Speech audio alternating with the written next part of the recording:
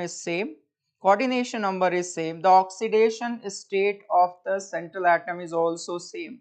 So because of ligand we can tell that which complex will be more stable. And in a spectrochemical series, if we talk about the order of ligand field energy, then I minus, Br minus, Cl minus and F minus. Here if we compare Br minus and Cl minus, Cl minus is a stronger ligand with respect to Br minus. So if this is complex number 1 and this is complex number 2, I can say that the crystal field splitting energy of complex number 2, delta of complex number 2 should be greater than the delta of complex number 1, right? So on the basis of that we can say that COBr42 minus absorb lesser energy than COCl42 minus, because when we compare this delta, delta is equal to Hc upon lambda absorbed. So higher the value of delta, lesser will be the wavelength, but here they are talking about energy. So we can directly say that COCl42 minus has more energy than COBr2 minus. So the first statement seems to be correct. So this is a true statement. Now moving to the second statement, COCl42 minus has higher crystal field splitting energy than COBr42 minus. This statement also seems to be true. Since this question is memory based, so I don't think that the purpose of asking this question is complete by asking statement 1 and 2 as similar type of thing they are asking. I think that they must asking some wavelength of the energy absorbed, but whatever given in the question, from there we are getting that answer 1 will be correct for this. Moving to the third question, for the following changes H2O is present in liquid state 5 degrees Celsius and we have to convert into H2O gas at 100 degrees Celsius. So if we try to write that what is the method by which we can move from initial state to final state, we heat this liquid water at 5 degrees Celsius till 100 degrees Celsius. The state of matter will remain liquid, and after that there is change in phase. H2O in liquid state is converted into H2O in gaseous state, right? So here it is 100 degrees Celsius. So at 100 degrees Celsius water will vaporize, and now we have to tell that what is correct about this process. So here when we are talking Q1, when we are heating the water from 5 degrees Celsius to 100 degrees Celsius, we have to give heat energy, so Q1 will be positive. When this process is taking place, if pressure is constant, Qp is equal to delta H, so delta H1 is positive. Now moving from H2O liquid to H2O gas at the boiling point of water, again we have to give heat energy, so Q2 will be positive, and delta H, if the pressure is constant, Qp is equal to delta H, so delta H will also be positive.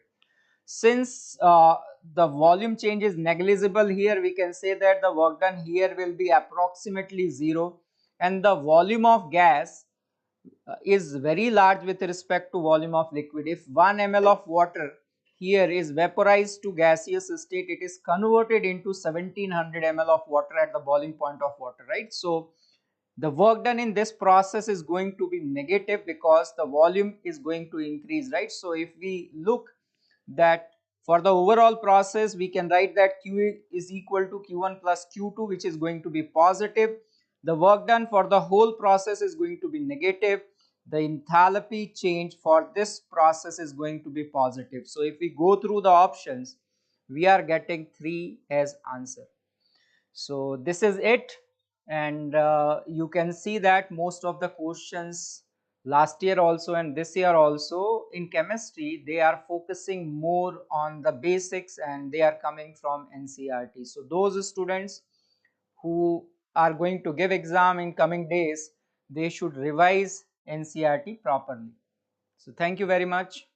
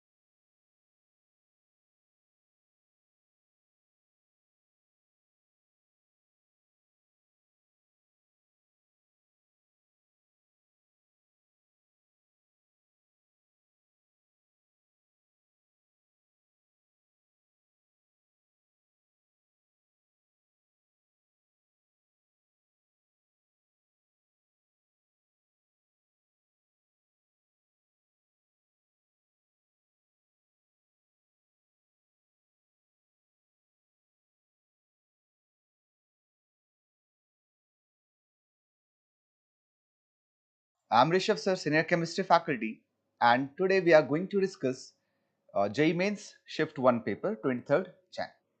So in front of me, the first question is, in the reaction sequence, what is the mass in grams of product C formed? They have given a compound, its mass is given, and they're asking what will be the product and what will be its mass. So let's see. The first reagent is SnHCl. We know SnHCl is used for reduction of nitro group to NH2. So B in front of us will be this compound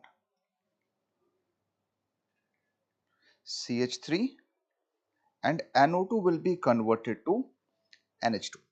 Now after this, it is treated with acetic anhydride CH3, C double bond O, O, C double bond O, and CH3. So we know this nitrogen will react with anhydride and this compound will be formed.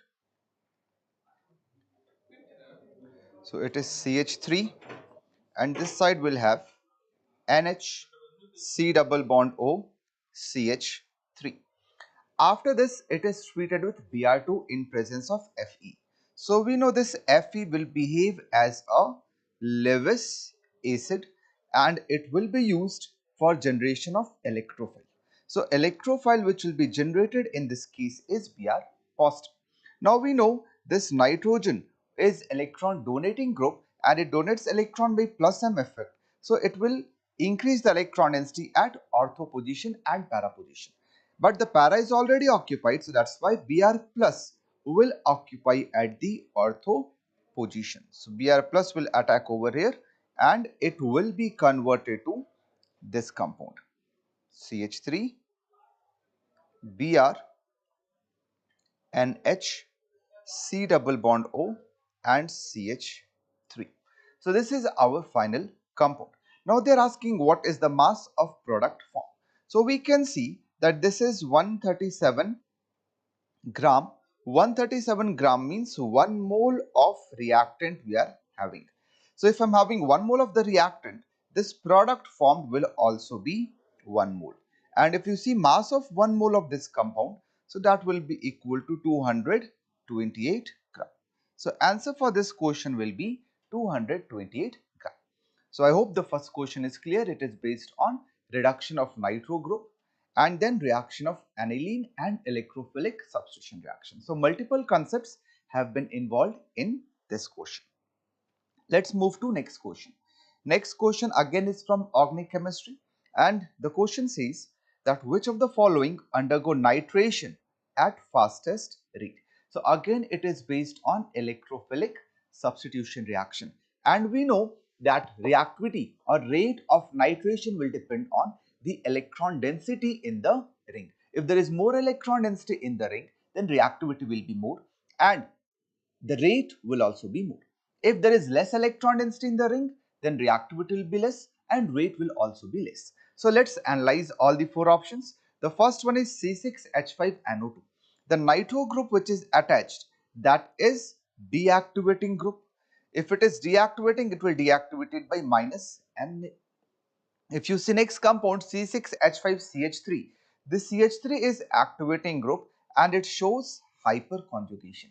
Because of hyperconjugation, the electron density in the ring will increase. Next one is benzoic acid C6H5COOH. This COOH group is again electron withdrawing group. So this will also decrease the electron density in the ring. And fourth one is C6H5Br bromobenzene. And we also know that bromobenzene is also electron withdrawing group. So if you see all the four options out of these four, second one is having electron donating group attached to it, which means in this case the electron density will be maximum. So rate of reaction will also be maximum in this case. So this question again is based on electrophilic substitution reaction. So previous question also involved the concept of electrophilic substitution reaction. This question again involved the concept of electrophilic substitution reaction. In previous question, it was the directing nature, and this question is based on activating and deactivating nature of the substituents. Let's move to the next question. Again, question is from organic chemistry, The question says consider the following reaction. They have given an alkyne. So but2-ine is given and they are treating but2-ine with H2PDC and it is treated with NaNH3 liquid. So we know that in presence of Lindlar's catalyst, but2-ine will be converted to cis alkene. So cis alkene means this compound should be CH3C, H double bond C, CH3 and H. And in presence of NaNH3 liquid, this is Birch reduction, and in case of Birch reduction, the product which we get is trans alkene. So the product in this case should be this. So if you see the option, the correct answer for this question will be option number 2, in which we have X as cis alkene, Y as trans alkene. So this question is of hydrocarbon chapter, or we can say it is from method of preparation of alkenes. Moving to next question, again we are getting a question from organic chemistry. It is based on purification of organic compounds. Let's read the question first. Given below are two statements. Statement 1. Sublimation is a purification technique that is used to separate those solid substances which changes from solid to vapor state without passing through liquid state.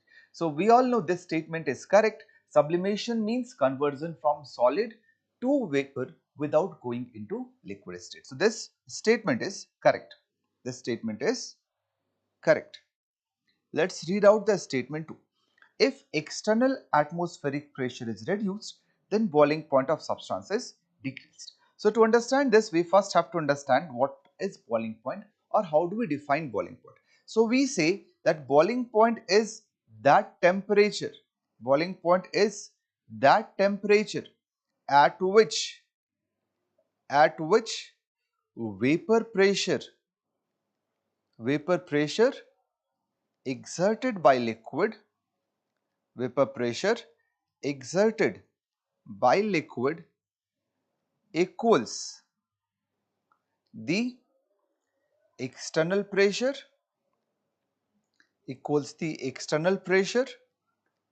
or atmospheric pressure. The temperature at which the vapor pressure exerted by liquid equals the external pressure or atmospheric pressure. So what they are saying is the external atmospheric pressure is reduced. So if external atmospheric pressure is reduced, then the temperature at which vapor pressure will be equal to that new decreased atmospheric pressure will also be reduced, which means the boiling point of the substance that will also be reduced or decreased. So with that logic, this statement 2 is also correct. So if both statement 1 and statement 2 are correct, then correct answer will be option 1. So these are the 4 questions from JEE Mains Shift 1 paper 23rd Jan. Remaining questions my colleague will discuss with you.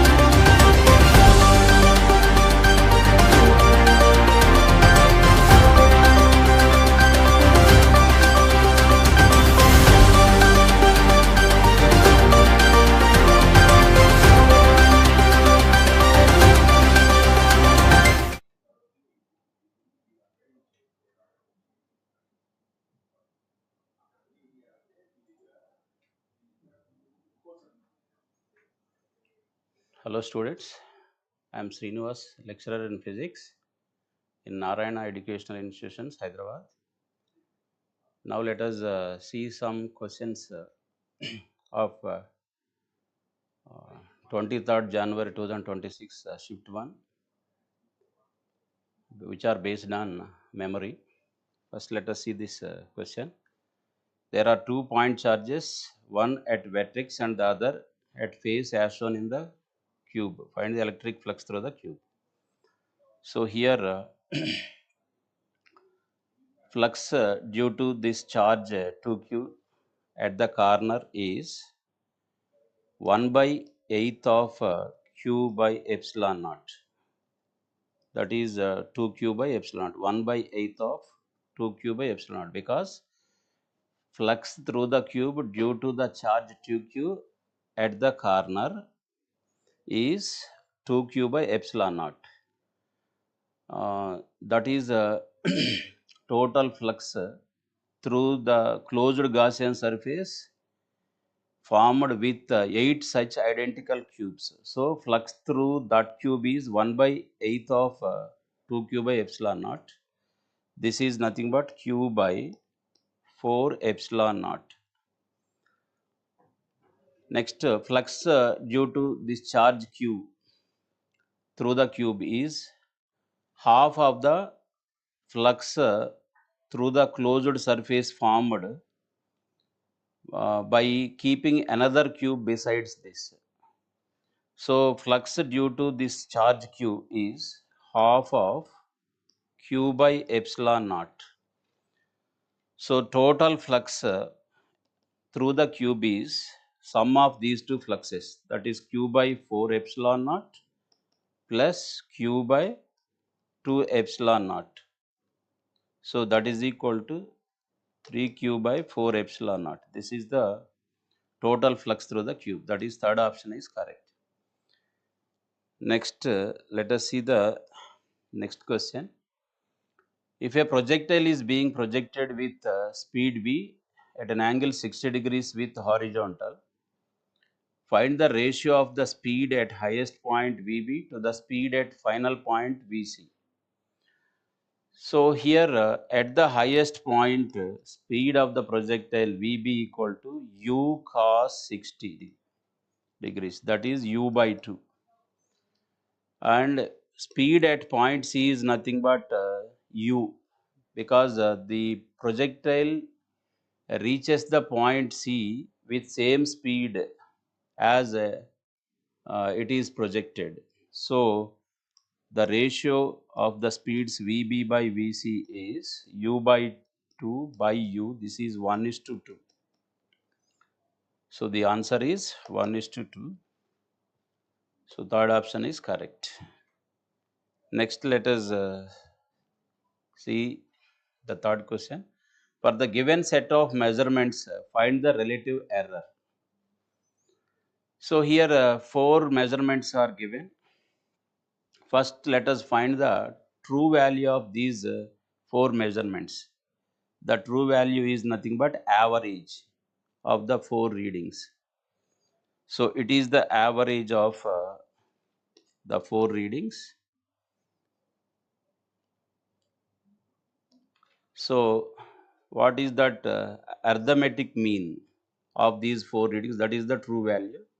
That is 20.00 plus 19.75 plus 18.25 plus 17.01. Sum of this is coming 75.01, and divided by 4, there are 4 measurements. So this is the, so average value is 18.75, nearly it's coming 18.75 average of these. This is the arithmetic mean of the 4 measurements, which we can take it as the true value of the measurements. Next, what is absolute error of the first measurement? This is a difference between the measurement and the true value. It is nothing but 1.25. Next, what is error in the second measurement? Difference, that is 1.00. Next, what is error in the third measurement? 0.50. Error in the fourth one is 1.25 nearly. So this is total error, individual errors divided by 4 gives delta A. This is mean absolute error. This is mean error of the 4 measurements. So this is coming 1.12 nearly 1.125. If you do this calculation, this is 1.125. Then what is the relative error? Relative error is mean absolute error divided by the true value. So this is 1.125 divided by 18.75. So this is nearly 0.06 coming. This is the answer. The answer is second option. Okay, let us see the next question. So find out the correct energy for the ground state energy transition. Symbols have usual meanings. That is N to M gives the transition. So here in the first option, in hydrogen, the transition is from third level to second level. Suppose if you see the energy level diagram of hydrogen, this is first orbit energy minus 13.6 electron volts, minus 3 electron volt, 3.4 electron volt is the energy of the second orbit, minus 1.51 electron volt is the energy of third orbit, minus 0.585 electron volt is the energy of fourth orbit. So if you see the first option, from third orbit to second orbit, this is 1, 2, 3, 4. If transition takes place from third orbit to second orbit, the difference of energy is 1.51, that is minus 3.4 electron volts. So it is coming positive value and it is not equal to minus 6.8 electron volts. So first option wrong. If you come to the case of second option, when transition takes place from 2 to 1, 2 to 1, the difference here is 10.2 electron volts, and the energy released should be positive because we are coming from higher energy to lower energy, and this is 10.2 electron volts. And in the case of lithium, 10.2 into Z square, Z is 3, so 10.2 into 9, so which is 90 point something. So the second option also wrong.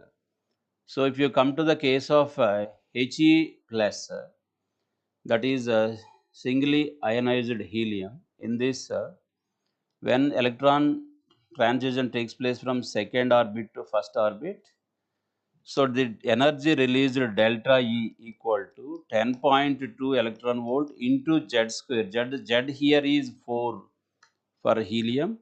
So 10.2 into 4, that gives 40.8 electron volts. So the option 3 is correct. Okay.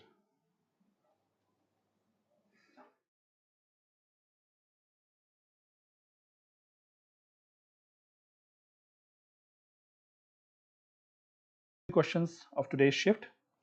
So the first question is, you can consider a bit lengthy here.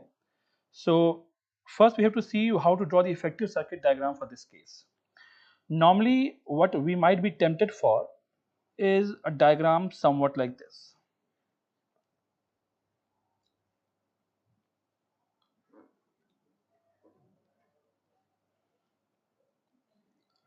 Here the properties are going to be K1 A d by 2, here K2 A by 2 and d by 2 thickness.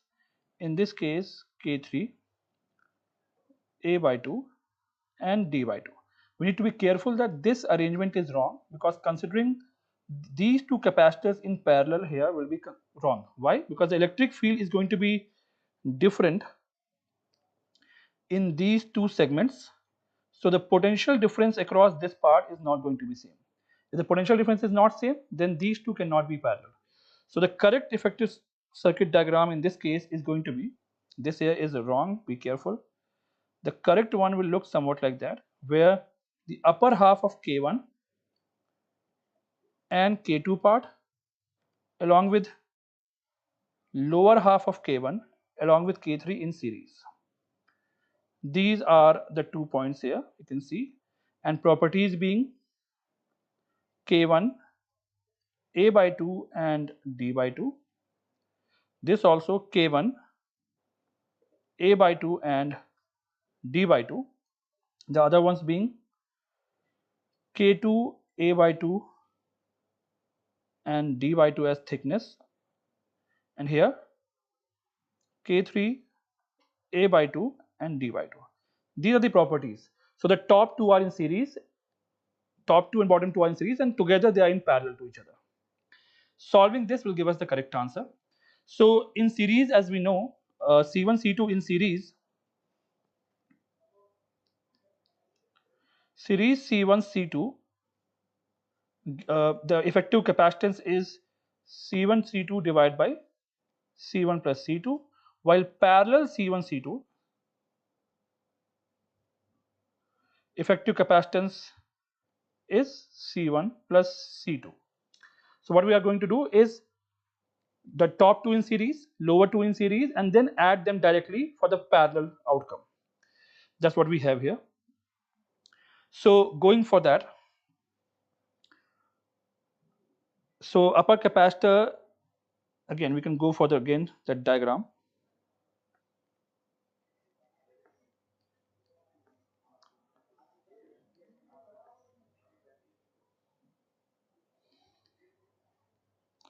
So this capacitance being K1 for parallel capacitor, capacitance is epsilon naught A by D. So we'll be using that relation. So K1 epsilon naught, area is A by 2 and the separation between the plates is D by 2. Similarly here K2 epsilon naught A by 2 divided by D by 2. K1 epsilon naught A by 2 divided by D by 2, and here K3 epsilon naught A by 2 divided by D by 2. Now we just need to simplify this diagram here, giving us, so the top two capacitors are going to be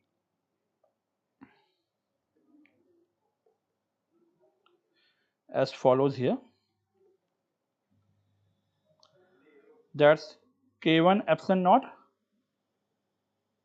A by D, half and half can be cancelled. K2 epsilon naught A by D, and again half and half can be cancelled. K1 epsilon naught A by D, and here K3 epsilon naught A by D. Now for the final result, what we will do is the top two in series, lower two in series, and then overall in parallel. So top two combination is going to be C1 C2 divided by C1 plus C2. So K1 epsilon naught A by D multiplied by K2 epsilon naught A by D divided by C1 plus C2, that I can write down as K1 plus K2 effectively epsilon naught A by D. Epsilon naught A by D I have taken out from both the terms K1 K2 here, plus the lower part, which is K1 epsilon naught A by D multiplied by K3 epsilon naught A by D overall divided by K1 plus K3 epsilon naught A by D. And here, as you can see, we can simplify that by cancelling one of the terms here like that. So this is the overall result. Going further, we can solve it. So if you see in the numerator here, we have K1 K2 divided by K1 plus K2, and on the right side we have K1 K3 divided by K1 plus K3. I'll solve it in the next page. So C equivalent here comes out to be K1 K2 divided by K1 plus K2 plus again K1 K3 divided by K1 plus K3 epsilon naught A by D. Again I'm taking out from both the terms like that. Now solving for that, look at the values. So K1 and K2 are given to be 3 and 5, K3 is 2. So we can put here K1 is 3, K2 is 5 and K3 is 2. So just put the values here. So 5 into 3 is 15 over 8 plus 3 into 2 is 6 over 5. Epsilon naught A by D. We can go further. 40, 15, 5.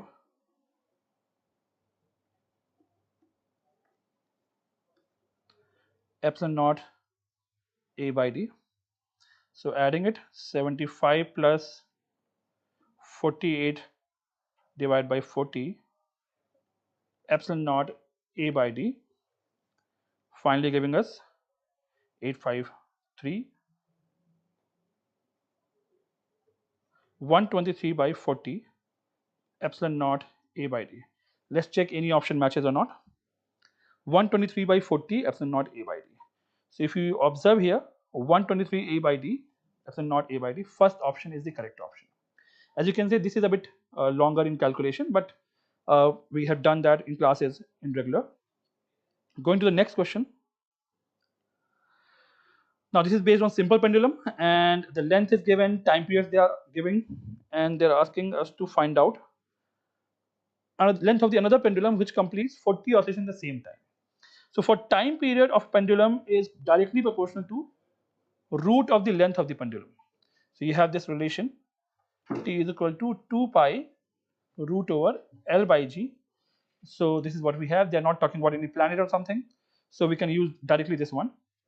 So T1 by T2 is going to be equal to root over L1 by L2. So what is the T1?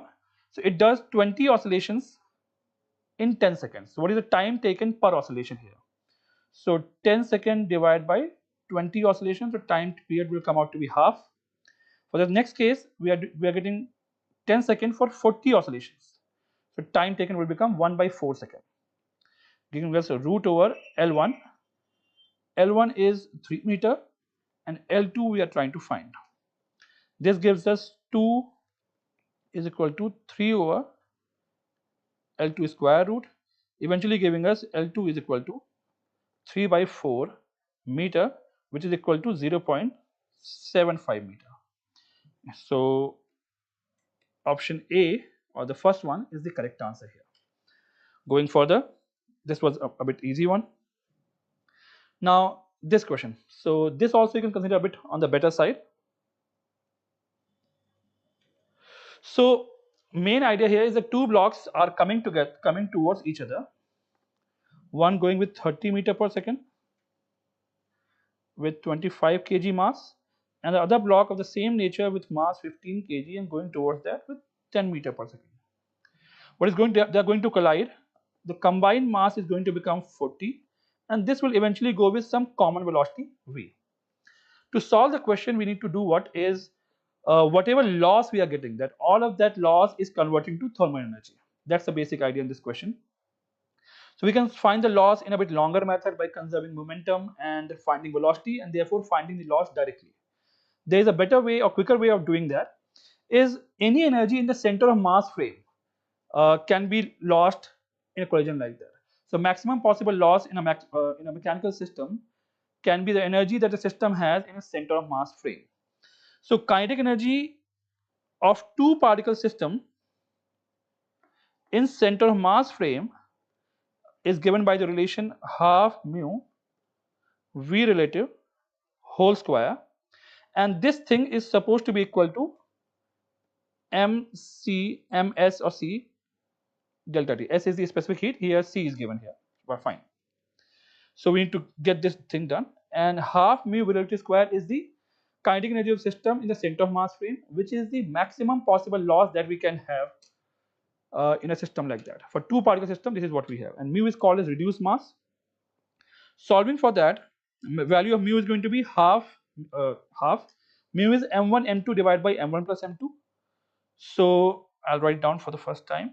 So m1 m2 divided by m1 plus m2 into v relative of the bodies whole square is equal to m s specific heat or c specific heat. The value symbols are okay. Solving for that, giving us half. So I have 25 into 15 divided by 25 plus 15, which is 40 here. Relative velocity, see that these two are going towards each other. So relative velocity is going to become 30 plus 10 whole square is equal to, again, m is total mass is going to be 40, and notice that mass is in kg and the specific heat given here is 5 calories per gram degree Celsius. We have to be careful with this. Mass here is in kg. So this what we get, so we have to make it kg, you have to multiply with 1000. So 5000 calories per kg per degree Celsius now, multiplied by delta T. Notice that right now the units here, let me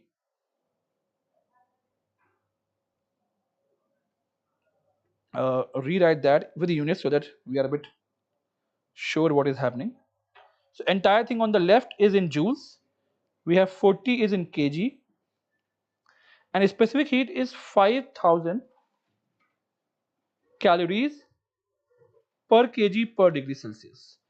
Now this I have made it like that by multiplying 1000 into, now notice that on the left side we have joule, on the right side things are in calories, we have to convert that further.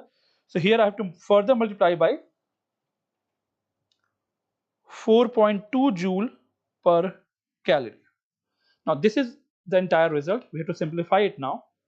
So let's go one step further, giving us half into 25 into 15 divided by 40 multiplied by 40 square is equal to 40 into 5000 into 4.2 delta T. So you can see this 40 here cancels one here, and this 40 cancels the other one. And now we can simplify it further. 25 will take it 200 times, and let's write down delta T here is equal to half 15 divided by 200 into 4.2 degrees Celsius. Let's solve this one. So 5 3 times 40, and this 3 will cancel it in 1.4 times. Overall the answer being 1 over 2 times 40 into 1.4 degrees Celsius. Eventually it will become 1 over 112 degrees Celsius. So giving us the second option as the correct option here. So units you have to be careful about here, and I hope this we understand this relation here. If not, we can directly solve it by conservation of momentum and then finding the loss in kinetic energy total, which is equal to thermal energy generated here. So ms delta T or mc delta T, specific heat capacity. Go to the next one. We have question based on springs. One correction here. The mass here is supposed to be m1 and m2. Again, keep in mind these are memory based questions, so we have to take it for the face value. So we need to understand in the equilibrium situation, this spring must have been elongated by some amount m1g by k1. How to do that? Simply k1 x1 is equal to the weight, which is m1g. So x1 comes out to be m1g by k1. Similarly, x2 will come out to be m2g by k2. Now the ratio of the energy stored in the spring they are asking for, so I'll assume that spring 1 is spring 2.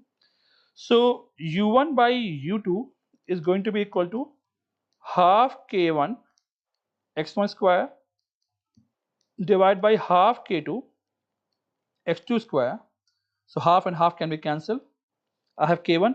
What is x1 here?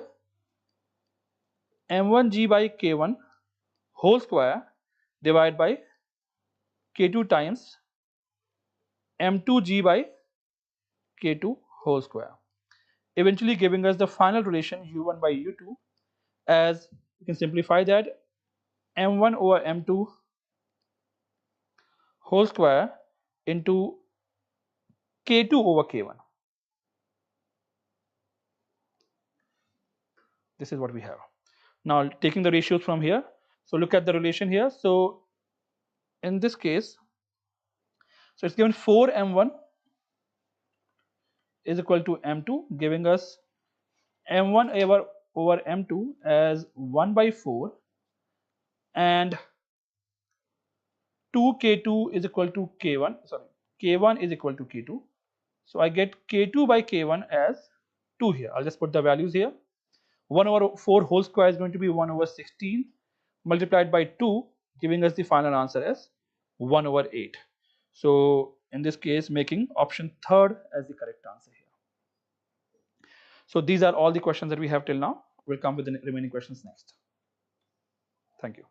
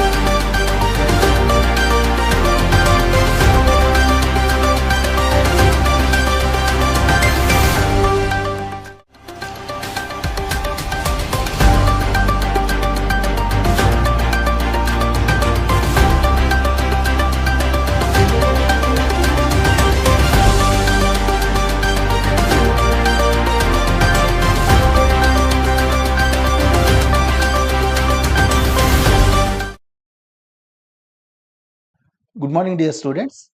Today's, that is 23rd morning shift mathematics memory based questions just came. The first one is a rectangle which is formed by the lines x is equal to 0, y is equal to 0, x is equal to 3, y is equal to 4. A line perpendicular to 3x plus 4y plus 6 is equal to 0 divides the rectangle into two equal parts. Then the distance of the line from -1 comma 3 by 2 they are asking. Now a rectangle is formed by the lines x is equal to 0, y is equal to 0. X is equal to 0 means we know that it is the y-axis, and y is equal to 0 is x-axis, and x is equal to 3 is a vertical line, y is equal to 4 is a horizontal line. That is, by using the coordinate axis, one rectangle is formed. One rectangle is formed. That is, the rectangle is like coordinate system. As we know that x-axis, y-axis, and the line x is equal to 3, which is vertical line, x is equal to 3, and y is equal to 4. This is y is equal to 4. Now, the rectangle is formed by the origin 0, 0, and suppose the point of intersection of the x-axis and the line x is equal to 3 is a point, and the lines x is equal to 3, y is equal to 4 intersecting at a point B, and the line y is equal to 4 and y-axis intersecting at a point C. Now the coordinates becomes as O, as we know that 0, comma 0, and A coordinates are 3, comma 0, B coordinates are 3, comma 4, and C coordinates are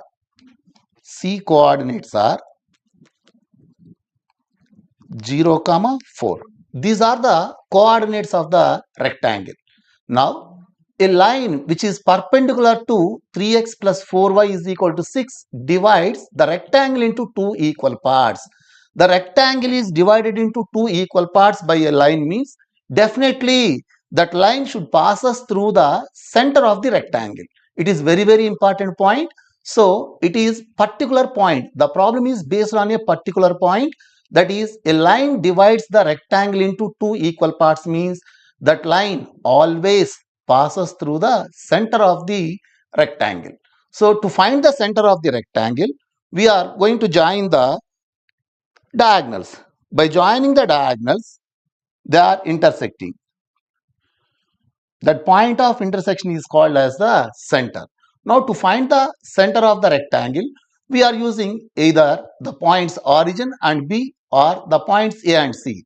So the midpoint of the any diagonal is the center of the rectangle. So the center of the rectangle first we are going to find out. Center. Center is equal to the midpoint of OB. Midpoint of OB.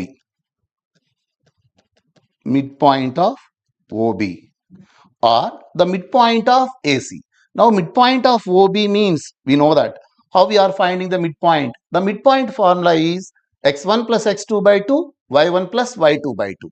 So by using O and B coordinates, we are finding the center. The center of the rectangle becomes as x1 0 plus 3 by 2, that is 3 by 2, 0 plus 4 by 2, it is 2. So the center of the rectangle is 3 by 2 comma 2. The required line passing through this center and perpendicular to the line 3x plus 4y plus 6 is equal to 0. Now we have a formula. The perpendicular line which is perpendicular, the line perpendicular to the line ax plus by plus c is equal to 0 is bx minus ay is equal to bx1 minus ay1. By using that one, the required line equation, the required line is directly we are writing the perpendicular line of 3x plus 4y plus 6 is equal to 0 is we are writing that one as 4x minus 3y is equal to 4 times of 3 by 2 minus 3 times of 2. By simplifying this one, we get the required line. That is, the required line is 4x minus 3y is equal to 0. This is the required line. Now, for this line, we are going to find out the distance from the point minus 1 comma 3 by 2. It involves the perpendicular distance formula.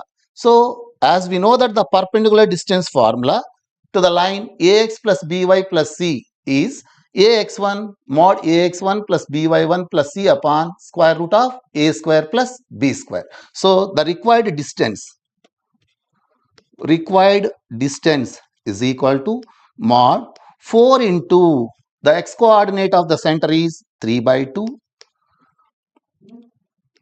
minus, here they are asking the distance from the, not from the center, they asked the distance from the point minus 1 comma 3 by 2. That's why mod 4 times of the x coordinate is minus 1 minus 3 times of 3 by 2 upon square root of 4 square plus minus 3 whole square. Now the simplifying this one, this is equal to, by simplifying this one we get as, that is minus 8 minus 6, that is minus 9, it is 17 by 10. 17 by 10. So the answer is option B, that is 17 by 10. The problem is simple, but it involves a concept, a line which divides the rectangle into two equal parts means definitely that line should pass us through the center of the rectangle. By using that concept, this problem is simple. If the student doesn't know that one, then the problem may be somewhat difficult. So the level of the problem is like it is moderate if the student knows the center, that is the required line passes through the center. Next, the second question. The second question, observe, let A is equal to set of -2 comma -1 comma 0 comma 1 comma 2 comma 3 comma 4 and R be a relation such that R is equal to set of all ordered pairs x comma y such that 2x plus y is less than or equal to -2 where x belongs to A, y belongs to A. Let L is equal to number of elements in R. M is equal to minimum number of elements to be added in R to make it reflexive. N is equal to minimum number of elements to be added in R to make it symmetric. Then L plus M plus N they are asking. This model problem frequently asked in the mains level question. So this is related to the relations and the student able to answer this one definitely because it is very simple problem and it is related to the relations concept and they are asking just how many number of elements in the relation given are and how many elements we are going to be add to make the given relation reflexive and to make the symmetric. That's why first we are going to finding the number of elements in the given relation. The given relation is defined as here 2x plus y 2x plus y is less than or equal to -2. This is the given relation between x and y, x and y. Now from this, it is very clear y is less than or equal to -2 minus 2x or y is less than or equal to by taking -2 common x plus 1. Now x can be assigned any one of the value of -2 from the set A. That is, first we are going to start with x is equal to -2. If x is equal to -2, then y is less than or equal to -2 times of -2 plus 1. This is equal to, this becomes 2. That is, y is less than or equal to 2. Y is less than or equal to 2 means there are the possibilities. Y is equal to, the possibilities are -2, -1, 0, 1 and 2. That is, it gives when x is equal to -2, y is any one of these values, that is -2, -1, 0, 1, 2. That is, here the elements in the relation are -2 comma -2, -2 comma -1, -2 comma 0, -2 comma 1 and -2 comma 2. Next, similarly, we are going to calculate for x is equal to -1.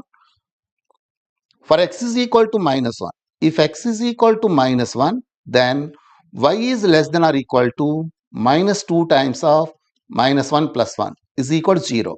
That is, y is less than or equal to 0. Y is less than or equal to 0 means in the given set, the y values are -2, -1, 0.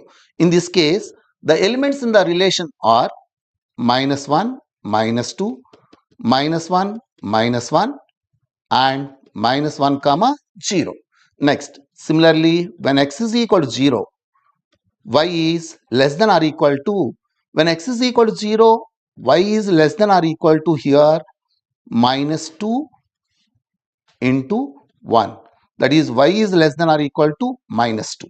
When y is less than or equal to -2 means only there exists one element 0 comma -2. Now for x is equal to other elements. Other elements means here x is equal to, for x is equal to 1 comma 2 comma 3 comma 4, there is no y. There is no y. Y does not belongs to A. Y does not belongs to A. So therefore, the relation R contains the elements -2 comma -2, -2 comma, just we are listing out all these, -2 comma -1, -2 comma 0, -2 comma 1 and -2 comma 2, -2 comma 2. Next, again -1 comma -2, -1 comma -1, -1 comma 0 and 0 comma -2. This is the given relation. Now it has how many elements we are going to calculate? That is first 5 plus 3, 8, 8 plus 1, 9. So L is equal to 9. L is equal to 9. Similarly, now you observe here R is the given relation. The given relation is reflexive. To make this one as reflexive, the set has -2, -1, 0, 1, 2, 3 and 4. That's why to make this one as the reflexive relation, we are adding the elements.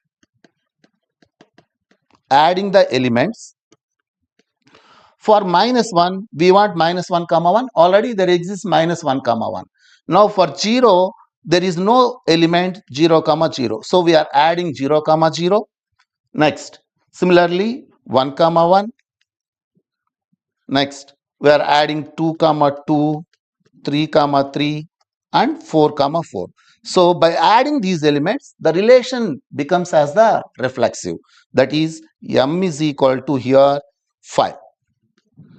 And to make this one as the symmetric, to make the symmetric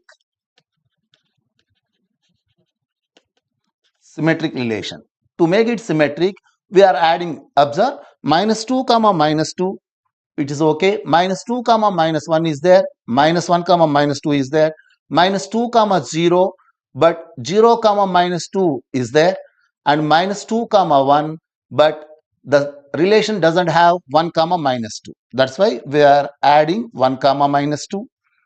Next, -2 comma 2 is there, but 2 comma -2 does not exist. That's why we are adding that one also, 2 comma -2.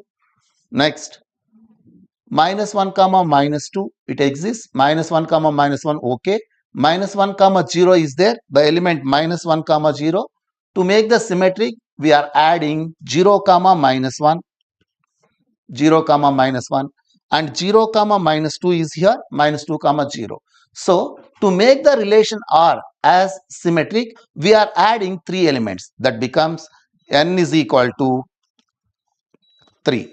Now what they are asking? L plus m plus n they are asking. L plus m plus n is equal to, L is equal to 9 plus m is equal to 5 plus n is equal to 3. That is total 17. So L plus m plus n is equal to 17. This problem is simple problem and regular modalities. So here everyone solves this one number. I think it is good. Next one. The number of 4-letter words with or without meaning formed from the letters of the word P, Q, R, S, S, S, T, T, U, V, V. Number of 4-letter words with or without meaning formed from the letters of the word P, Q, R, triple S, double T, U, double V is there. 4-letter words they are asking. The problem is solved by using the cases. That is better. By using the cases, we are solving this problem. The number of 4-letter words they are asking, they are not asking total letters, just 4-letter words they are asking. So I'm going to divide this one into the different cases. That is the first case one. 4 letters are distinct. 4 letters are distinct. 4 letters are distinct. If the 4 letters are distinct, this is case 1. 4 letters are distinct. If the 4 letters are distinct, the number of words in this case is equal to total here distinct letters are P, Q, R, S, T, U, V. So 7 letters are there, that is 7P4 or 7C4 into 4 factorial. 7P4 or 7C4 into 4 factorial. Now by simplifying 7P4, it is 35 into 4 factorial, and 35 into 24, it becomes as 840. 840 it is. Next, case 2.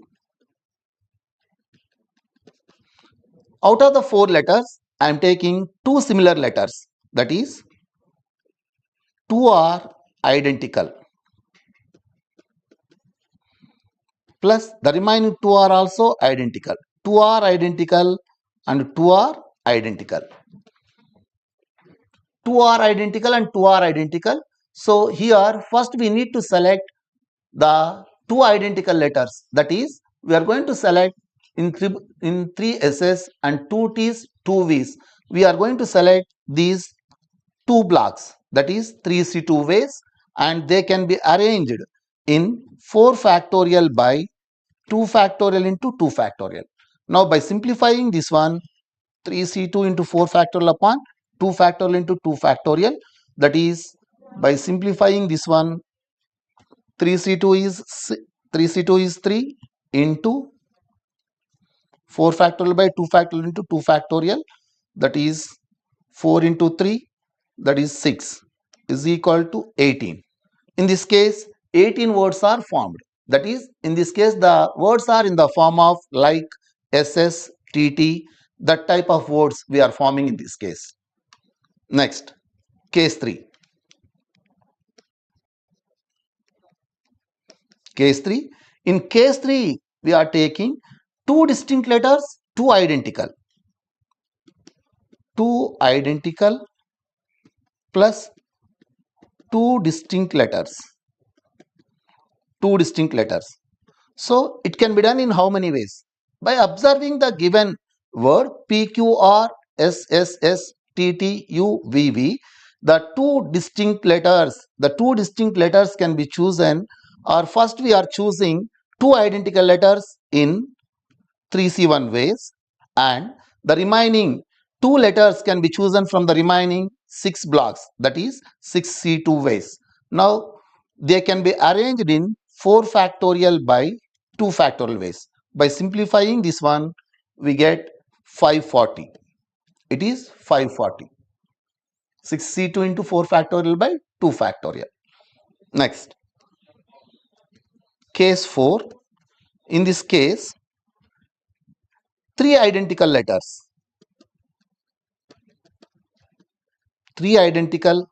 plus one distinct. 3 identical plus 1 distinct. In this case, 3 identical means only one possibility is there. Out of 3 S's, we can choose 3 S's in one way, into the remaining one letter. To form the 4 letter words, we want 4 letters. First, I am choosing the 3 S's in one way, and the remaining one letter can be chosen from the remaining 6 blocks in 6C1 ways. 6C1 ways, and they can be arranged in 4 factorial by 3 factorial ways. Now, the total number of words in this case are 24. By adding all these, we get the total number of words, that is, by adding all these, we are adding all these 840 in the case 1, second case 18, third case 540, and fourth case 24, that is 2, 2, and this is 14, 2, 2, 1422. 1422 is the right option. 1422. 1422. The question is time taking. And careful observation is very, very important. That is, first of all, to handle this question, you can use the blocks concept. Blocks concept means single letters. That is, P is the single letter, Q is the single letter, R is the single letter, and U is the single letter. These 4 single letters we are taking as 4 blocks, and 3 S's, 2 T's, 2 V's we are taking as 3 blocks. Total 7 blocks. Out of these 7 blocks, we are going to categorize. That is, if the 4 letters in the 4 letter words, if the 4 letters are distinct. 4 letters are distinct means from the 7 blocks we are going to choose only 4. That is, it can be done in 74 ways. So the total is 840 words in that case. 2 are identical plus 2 are identical. 2 letters are identical and 2 letters are identical means the 2 blocks, that is, there are 3 blocks.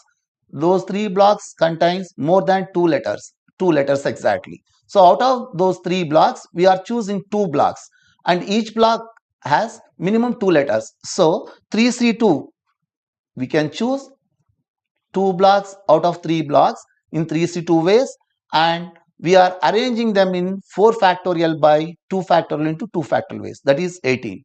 Similarly, the third case, 2 identical plus 2 distinct means again from the 3 blocks we are choosing one of the block, and the remaining 6 blocks we are choosing 2 letters.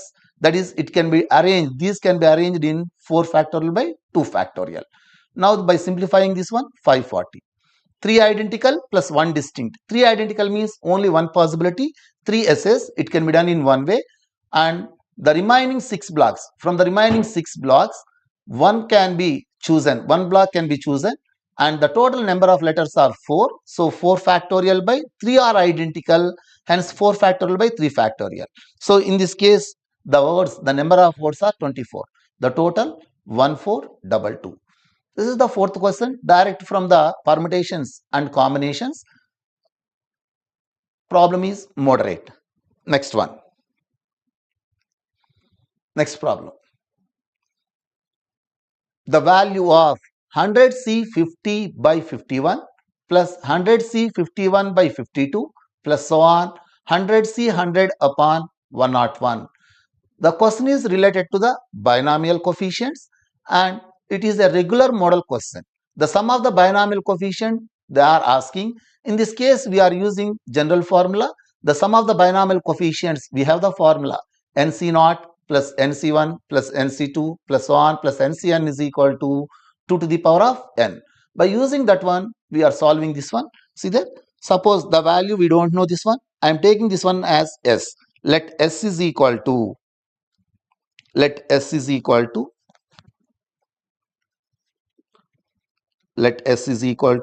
1 by 51 times of 100C 50 plus 1 by 52 times of 100C 51 plus so on plus 1 by 101 into 100C 100. Now I am using summation. R is equal to 50 to 100 and 1 by R plus 1, 100 CR it is. In the compact form, the given sum can be written as summation R is equal to 50 to 100, 1 by R plus 1, 100 CR. Now, here we are using the formula, that is NCR is equal to, we have a formula, since NCR is equal to N by R into N minus 1 C R minus 1 formula we are using. By using this formula, we are manipulating this one as R is equal to 50 to 100. Now here is the R plus 1. Here I am going to divide with 101. This is 101 by R plus 1, 100 CR I am writing. Now this is equal to summation R is equal to 50 to 100, 1 by 101 into 101 by R plus 1, 100 CR becomes as 101 C R plus 1. Now we are going to write this one as 1 by 101 into summation R is equal to 50 to 100, 101 C R plus 1. Now we are going to expand this one. By expanding this one, we are expanding, that is S is equal to 1 by 101 into 101 C 51, 101 C 51 plus 101 C 52 plus 101 C 53 plus so on 101 C 101. We get this. Now as we know the formula, that is NCR is equal to NC n minus R. I am applying this formula.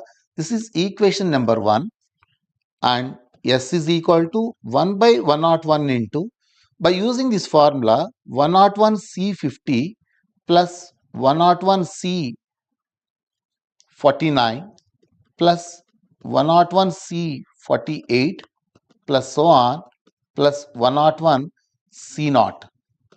This is equation number 2. By adding 1 and 2, we are adding 1 and 2. Adding 1 and 2, we get 2S is equal to 1 by 101 times of 101 C naught plus 101 C1 plus so on plus 101 C50 from the second equation. From the first equation, 101 C51 plus so on plus 101C 101.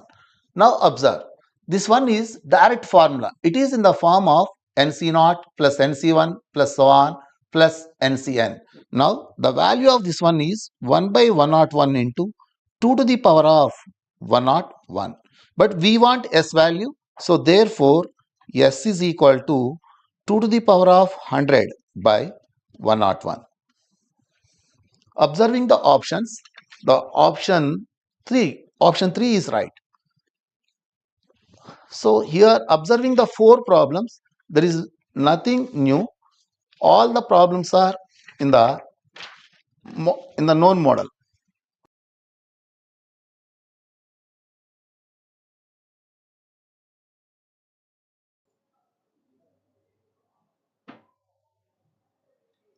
Hello everyone, I am Shivanand Upadhyay and you are watching Narana YouTube.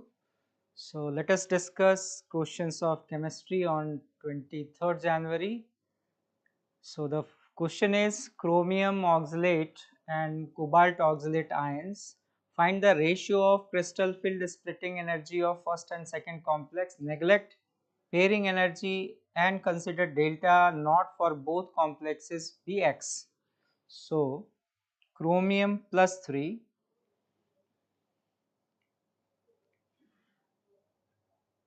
if we write the electronic configuration of chromium, chromium is 3d5 4s1. If we remove 3 electron from that, we can write 4s0 3d3,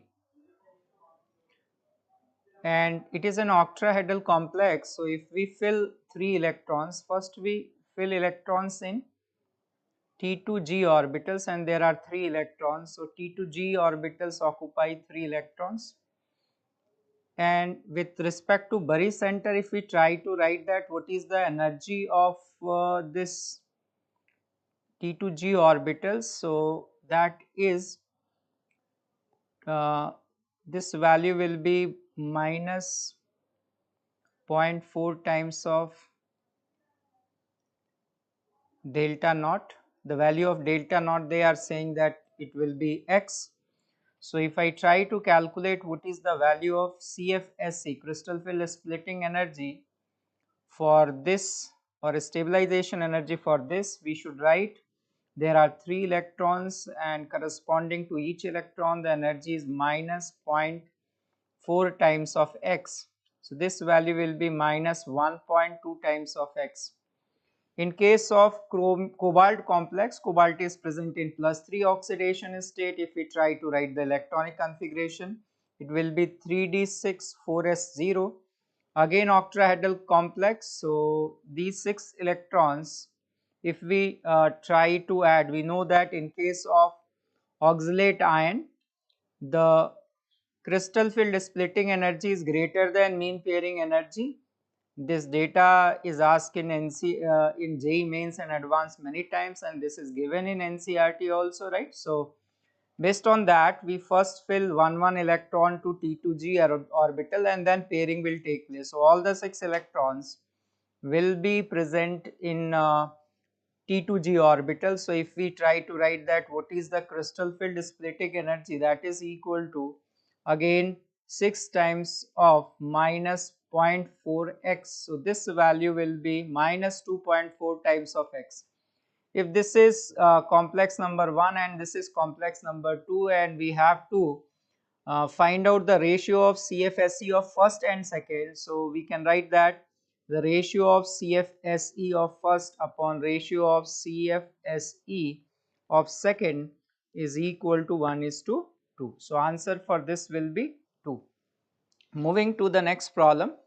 The next problem is related to electrochemical cells. So on the left hand side it is metal insoluble salt and iron half cell. On the right hand side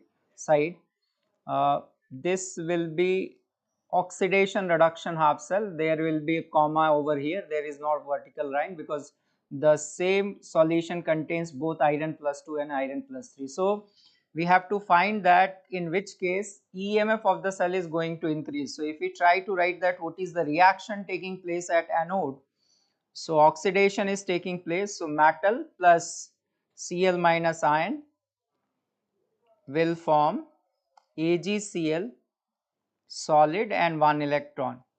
The reaction taking place at cathode, it is oxidation, reduction half cell. We have to write reduction potential. So iron plus 3 in aqueous state will accept 1 electron to form iron 2 plus in aqueous state.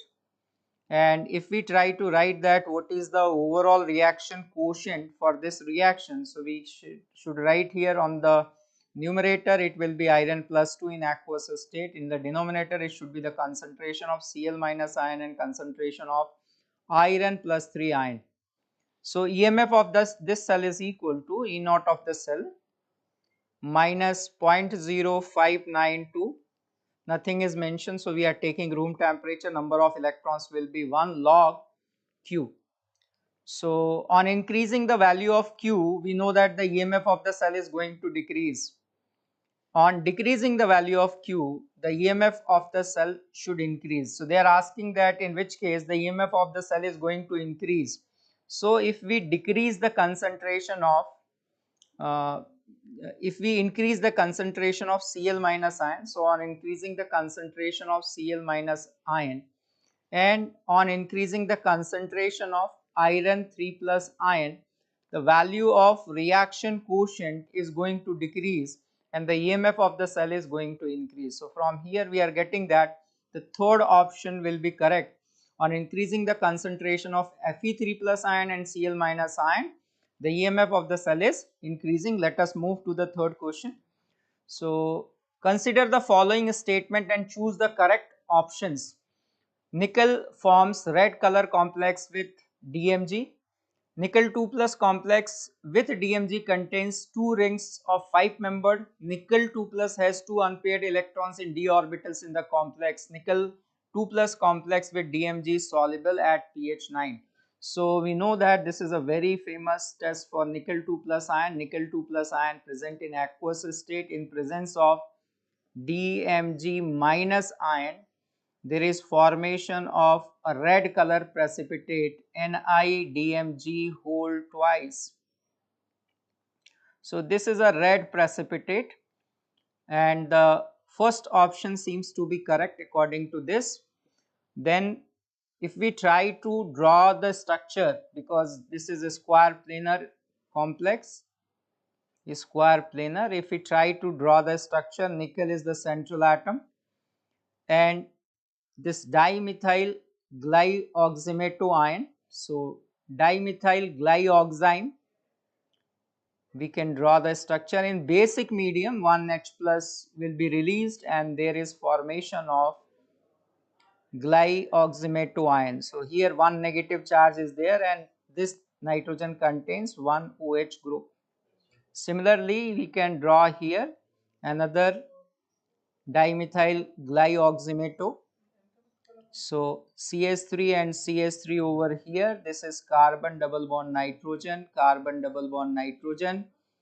This will be OH and there is hydrogen bonding. Here O minus and there will be another hydrogen bond over here. And the nickel nitrogen atoms are donating electrons to nickel atoms. So there is formation of many rings over here. We have to see that how many rings are formed. 5-membered rings are formed, right? So we have to calculate how many 5-membered rings are formed. So here nitrogen is donating this electron to nickel and this nitrogen is also donating to nickel. Now you can check here that this is a 5-membered ring. So there is one 5-membered ring over here, another 5-membered ring over here. If you see, this is a 6-membered ring and this is also a 6-membered ring. So the second option is nickel complex with the DMG contains two rings of 5-membered. This seems to be correct. First and second options are correct. A and B options, A and B is correct. Nickel has two unpaired electrons because it is a square planar. So the splitting of orbitals takes place like this, and if we try to fill electrons, 8 electrons will be filled like this, and because of that this d orbital will be vacant, right? So because of that we can write dsp2 hybridization. So C option will be wrong. Nickel complex with DMG is soluble at pH 9. In fact, it is insoluble and it is forming red color precipitate. Sometimes this red is known as rosy red color precipitate, right? So if we go through the options, A and B options, A and B is correct. So 1 is the answer for this question. So thank you very much.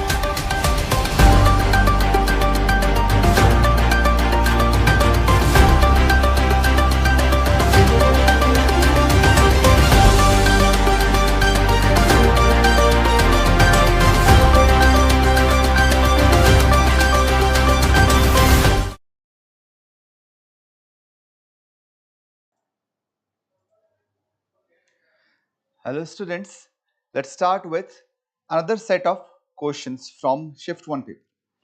So this question is from organic chemistry. In this they have given CH3, CH2, CN. First it is treated with tin and HCl, and then it is treated with H3O plus to get A, and then CH3, CH double bond CH single bond CH3.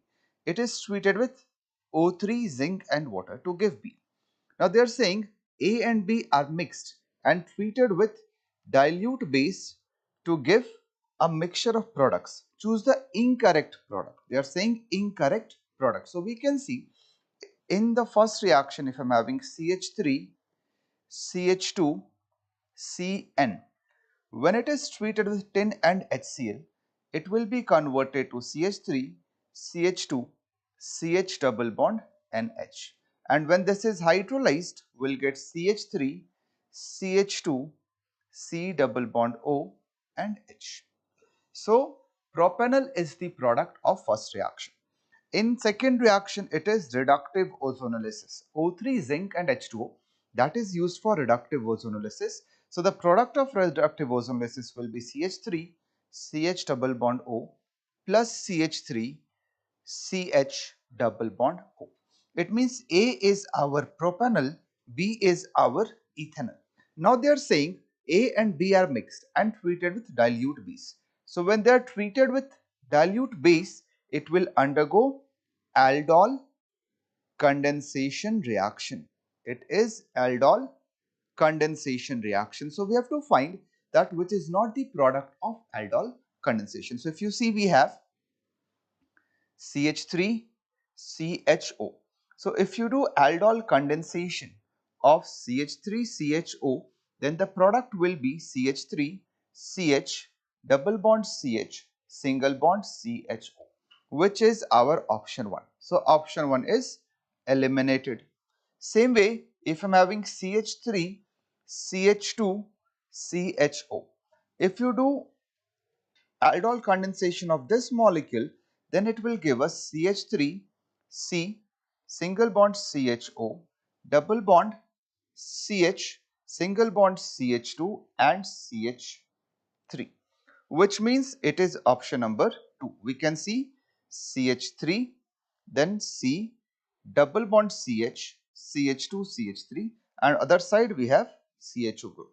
So 2 is also not the answer.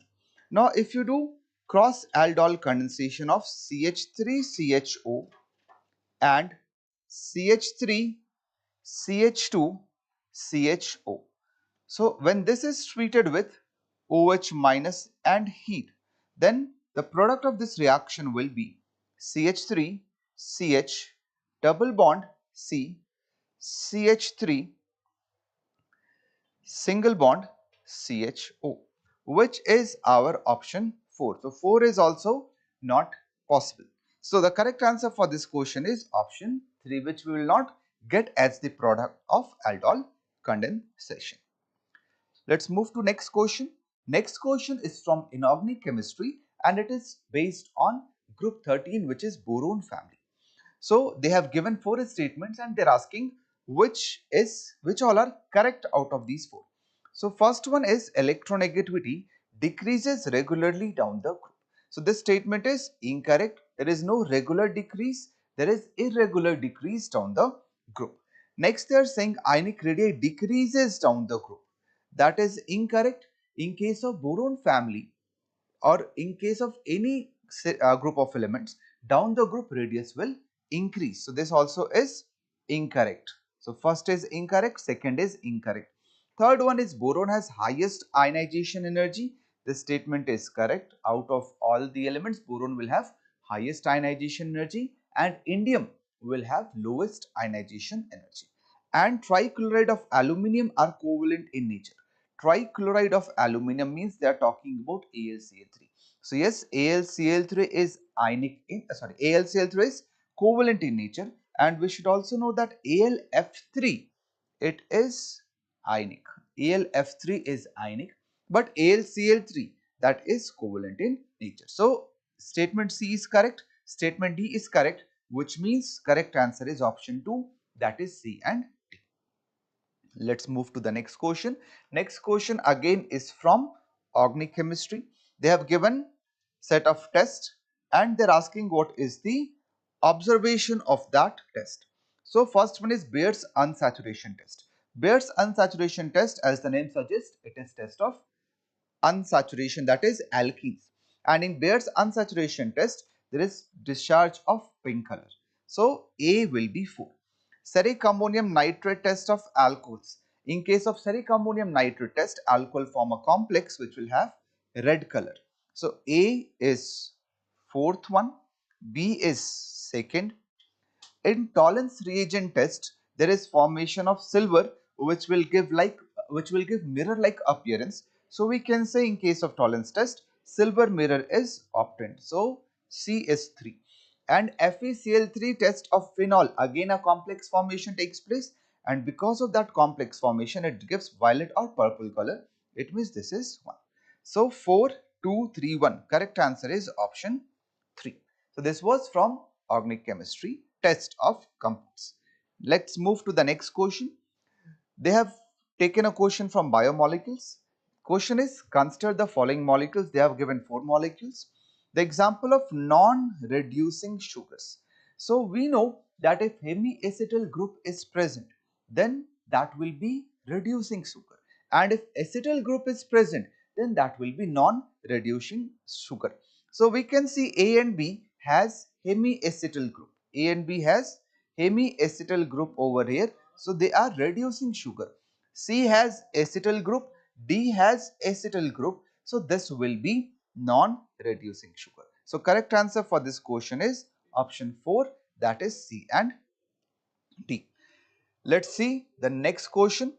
Next question is from inorganic chemistry. They have given some molecules, that is HNO3, NF3, H2SO4 and O3.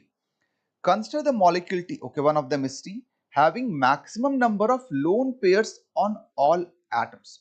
So maximum number of lone pair, as we can see clearly, it is going to be NF3. If you see NF3, NF3 will have one lone pair on nitrogen, one lone pair on nitrogen, and each fluorine will have 3 lone pairs. Each fluorine will have a total of 3 lone pairs. So NF3 molecule is going to have 10 lone pair of electrons in total. 10 lone pair of electrons. Now what they are asking about this molecule? The bond angle where M is central atom in T. So this bond angle they are asking. So this bond angle is close to 102 to 103 degree. So correct answer for this question will be option number 3, that is 102 to 103. So I hope these all questions are clear to you.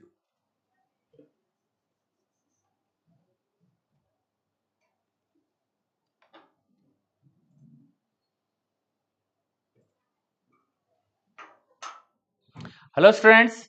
So we are meeting again with the discussion of 23rd Gen morning shift paper. We are going to discuss here some questions of physics. So the first question which we have here is based on optics. It's a dispersion question. The question is asking you find A, the angle of second prism, so that there is a dispersion without deviation. We don't need any net deviation here. The refractive index of prisms are given. One prism angle of prism is also given. Second prism angle of prism they are asking. So we need to find net deviation 0 if our net deviation, if our net deviation is 0, then the total deviation created by two prisms should cancel out. That means already the prisms are inverted. So delta 1 should be equal to delta 2 already as they are inverted. So I can say A of the first prism which is 5 degree into mu of the prism which is 1.72 minus 1 should be equal to second prism angle A into its refractive index 1.90 minus 1. Just rearrange this expression, you will get A equal to 5 into 1.72 minus 1, 0.72 whole divided by 0.90. Just solve this, you are going to get 4 degree. So correct answer of this question should be second option. Let's proceed to the next question. In the second question, we have 4 different materials whose strain and stress relationship is given to you. The question is asking which of the following material has bigger Young's modulus. The Young's modulus or modulus of elasticity of the material should be defined by stress by strain. I'm going to use sigma for the stress and strain I'm representing by epsilon. The graph given is strain in y-axis, stress in x-axis. So please take care of it. For the same strain, you can look at in the graph, the D graph has most stress. So because stress is more in D, that's why it should have more Young modulus. So best option for this question is option D. Let's go to next question. The next question is based on semiconductors. It's a Zener diode based question. Let's see what the question is asking. For the given circuit, the breakdown voltage of Zener diode is 5 volt. So this Zener diode can work with 5 volt voltage drop. Let us use some different color which is visible better. So this voltage drop here is 5 volt. Now they are saying that it can withstand a maximum current of 5 milliampere.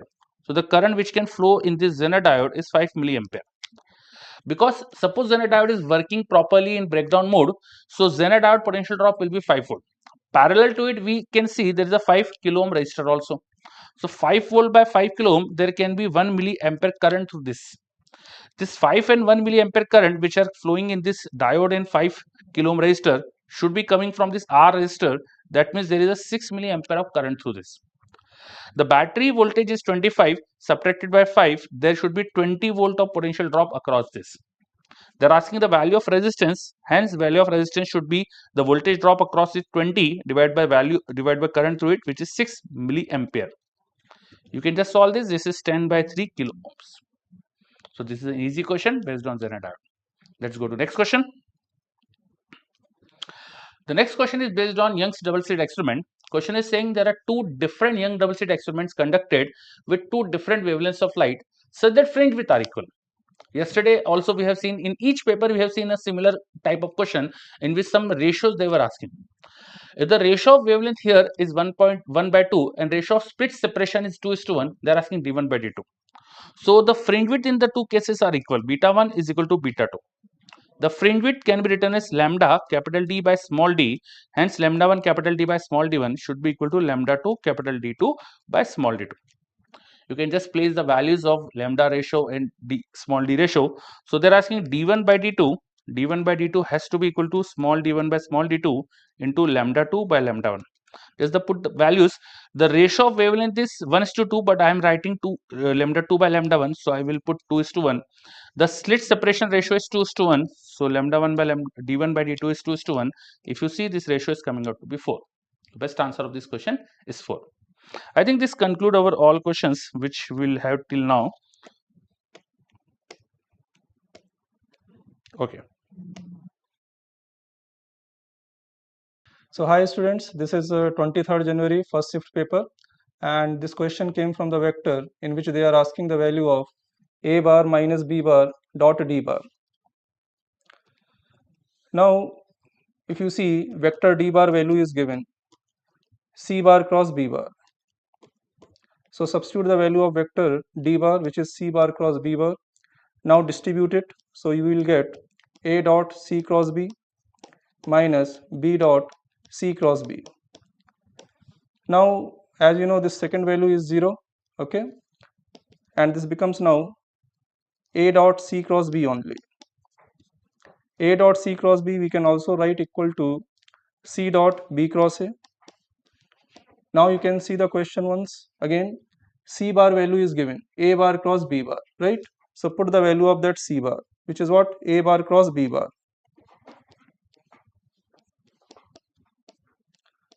Now this b bar cross a bar, once again we can write as what? Minus of a bar cross b bar. So this value now becomes equal to, so this b cross a I am writing as minus of a cross b, okay. So a cross b dot product with itself, that will become what? Mod of a cross b whole square.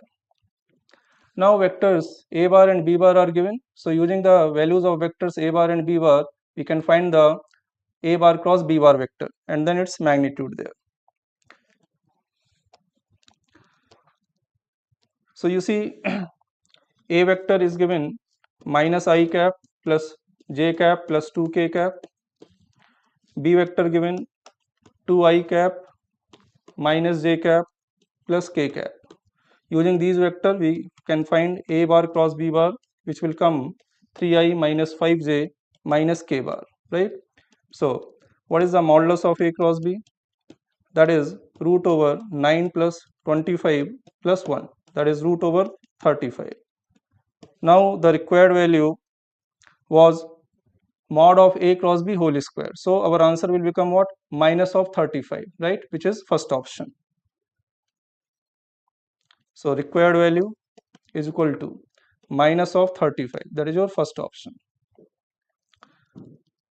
Next question, you can see it is from conic sections, where they are giving an ellipse and a straight line y is equal to x plus 1. Now if you look at the dimensions of the ellipse, a square is equal to 2, so a value root 2, comparing with the standard form of ellipse. B square is 1, b is equal to 1 there, so that means we can say this point is what? 0 comma 1. Also if you notice the line y is equal to x plus 1, so y is equal to x plus 1 line also passes through 0 comma 1. So in advance we already know one point of intersection of both the ellipse and the line there. Let's say this point is A and this point is B there.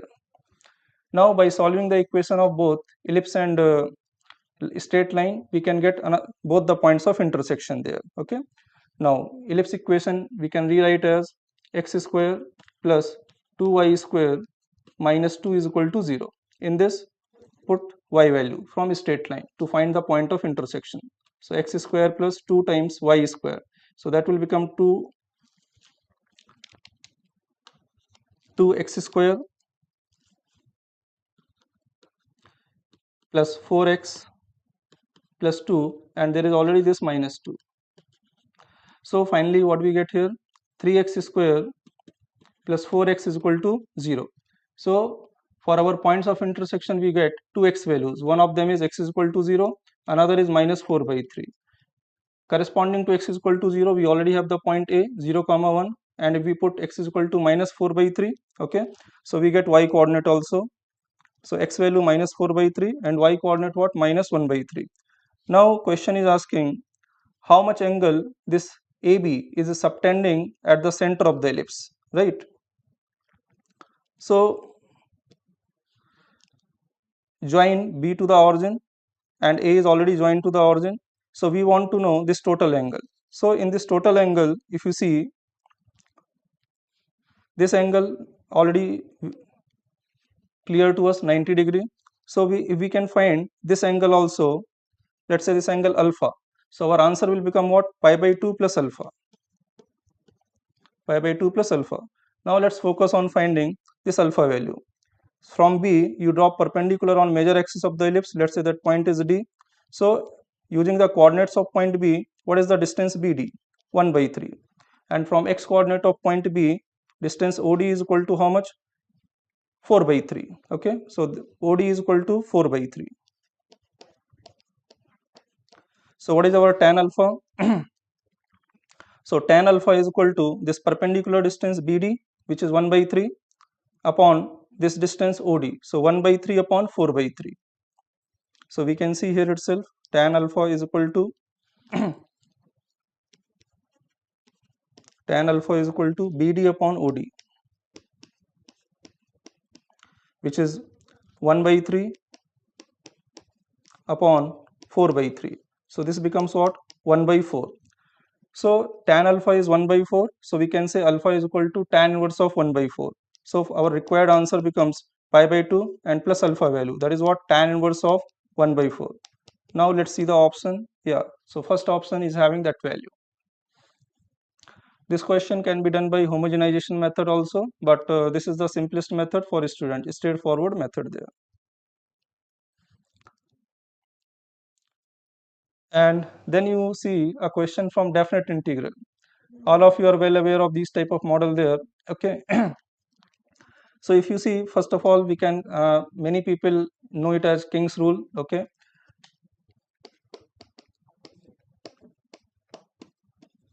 Limits are pi by 4 to 5 pi by 24. Convert this tan 2x into what? Sin 2x and cos 2x. So denominator now becomes cos 2x power 1 by 3 plus sin 2x power 1 by 3. So using that property in the integral, I repeat, in the integral f of x we can replace as what? F of a plus b minus x there. That is sum of the limits minus same variable there. So I is equal to pi by 4 to 5 pi by 24. What is a plus b? Sum of the limits. So sum of the limits a plus b is equal to pi by 24 plus 5 pi by 24. That become what? 6 pi by 24 means pi by 4. Now all these x you will replace by what? A plus b minus x. That means x will be replaced by a plus b, which is pi by 4 minus x. So if you do that, cos 2 times of, you see this cos 2x. In this cos 2x, you replace x as what? X minus pi by 4. So we will get cos 2 times of x minus pi by 4. That becomes cos, sorry, that will become what? Pi by 4 minus x. We have to replace what? A plus b minus x, right? So that was what? Pi by 4 minus x. So this become pi by 2 minus 2x, which will become what? Sin 2x. In a similar way, if you do the substitution in sin 2x, it will give you what? Cos 2x, right? So as you have seen, cos 2x now convert into what? Sin 2x. Power remains unchanged, and sin 2x become what? Cos 2x. Now as usual, we will be adding two integrals. So I plus I, 2i value, okay. Both the integrals are having common denominator, so their numerators will directly add up, okay. And you see, on adding the two integrals, I plus I, 2i is equal to same limits, pi by 4 to 5 pi by 24. That denominator, and on adding I plus I, your numerators also add up, and you get the same value in the numerator also, same as denominator. So this become integral of 1 dx, which is what? X. Apply the limits. So after applying the limits, you get the value 5 pi by 24. This limit was pi by 24, right?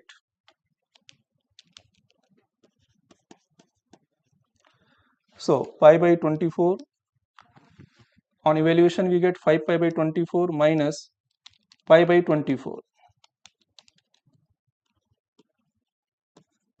That becomes 4 pi by 24, means pi by 6, but that's not required value. This is the value of what? 2i, and we have to give the answer for what? I value. So I is equal to pi by 12.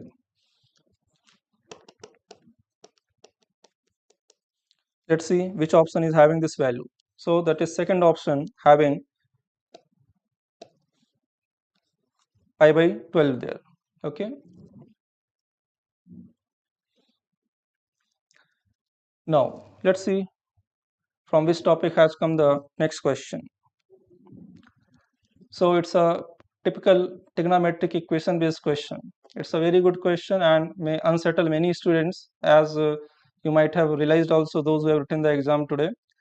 So everybody will go with the normal procedure only, okay. You will substitute cos 2 theta formula as 2 cos square theta minus 1. You will get a quadratic in cos theta.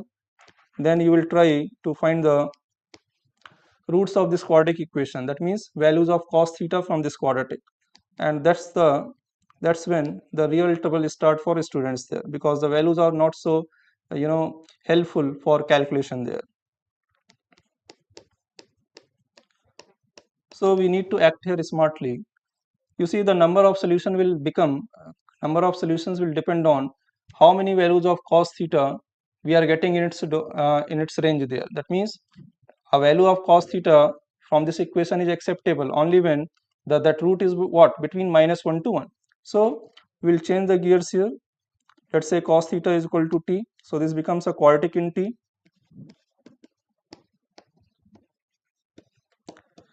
So your new quadratic equation is 26t square plus 8t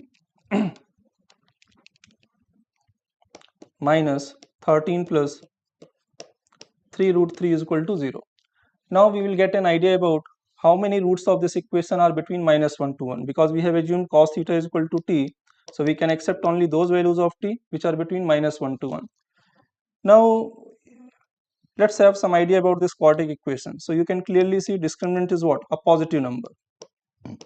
That means this quadratic is going to have two real roots. Okay. About the vertex of this, as you know, every quadratic represents a parabolic graph there. So abscissa of this this parabolic graph there. Okay, for the vertex, abscissa for the vertex of this parabolic graph, minus b by 2a. So minus b by 2a means minus 8 by 52 means minus 2 by 13. So this number is what? T value minus 2 by 13. This is your t axis.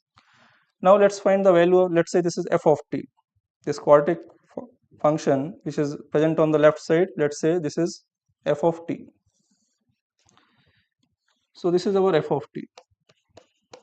Let's find the value of this quadratic at -1 and 1. So if you put -1, you get 26 minus 8 and minus 13 plus 3 root 3. As you can see, this is a negative number. Let's find out f of -1. So f of -1, you can check, comes out to be what? A negative number. That means -1 is between the roots only, somewhere here only. F of -1 is what? Negative. On the other hand, if you find f of 1, what was our f of t? Our f of t was 26t square plus 8t minus 13 plus 3 root 3 is equal to 0. Okay, 26t square plus 8t minus 13 plus 3 root 3 is equal to 0. So if you find f of 1, that is 26 plus 8, and this value is approximately root 3, 1.7. So this is approximately 5.1. So this is approximately what? 18.1 there, we can say. So even with this approximation, it's very clear that f of 1 is what? Positive number. F of 1 is a positive number. So from the graph of this quadratic, f of 1 is positive. So you see sequence of number -1, after that will come -2 by 3, and at f at 1, t is equal to 1, our quadratic is assuming positive value. So somewhere here is 1. So you see the roots of this equation. So you see this root of this t value is what? Less than -1, which is not acceptable, because we can accept only those t values which are in the interval what? Closed interval -1 to 1. Okay, so we get only one t value. You see this root. This root is between what? -1 to 1. This is your -1 and this is your 1. So between -1 to 1, there is only one root there. Okay. Now question is asking the roots of this equation from -3 pi to 2 pi. Okay, so let's see the graph of cos theta in this interval.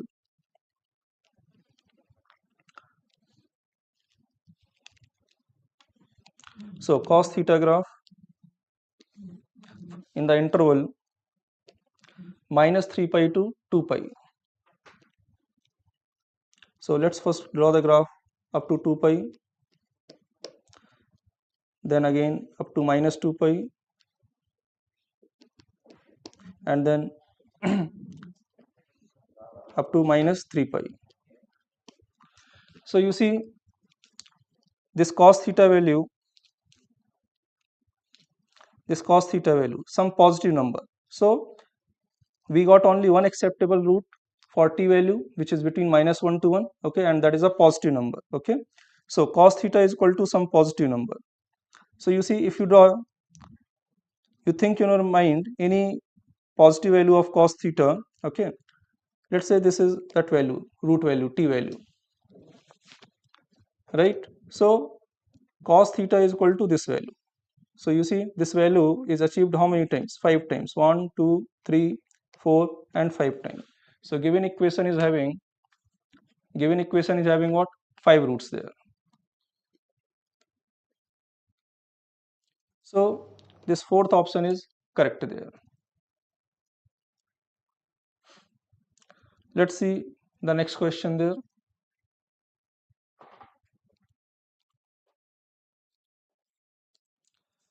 So next question is from differential equations. So guys, you see this next question is from differential equation. Again, they have tried their best to trouble the students, but see the question closely and immediately you will get the idea how to tackle it. So x power 4 dy is there. So x power 4 dy is there. Then 4x cube y dx is there. And then sin x dx is there equal to 0 given, right? So what I have done is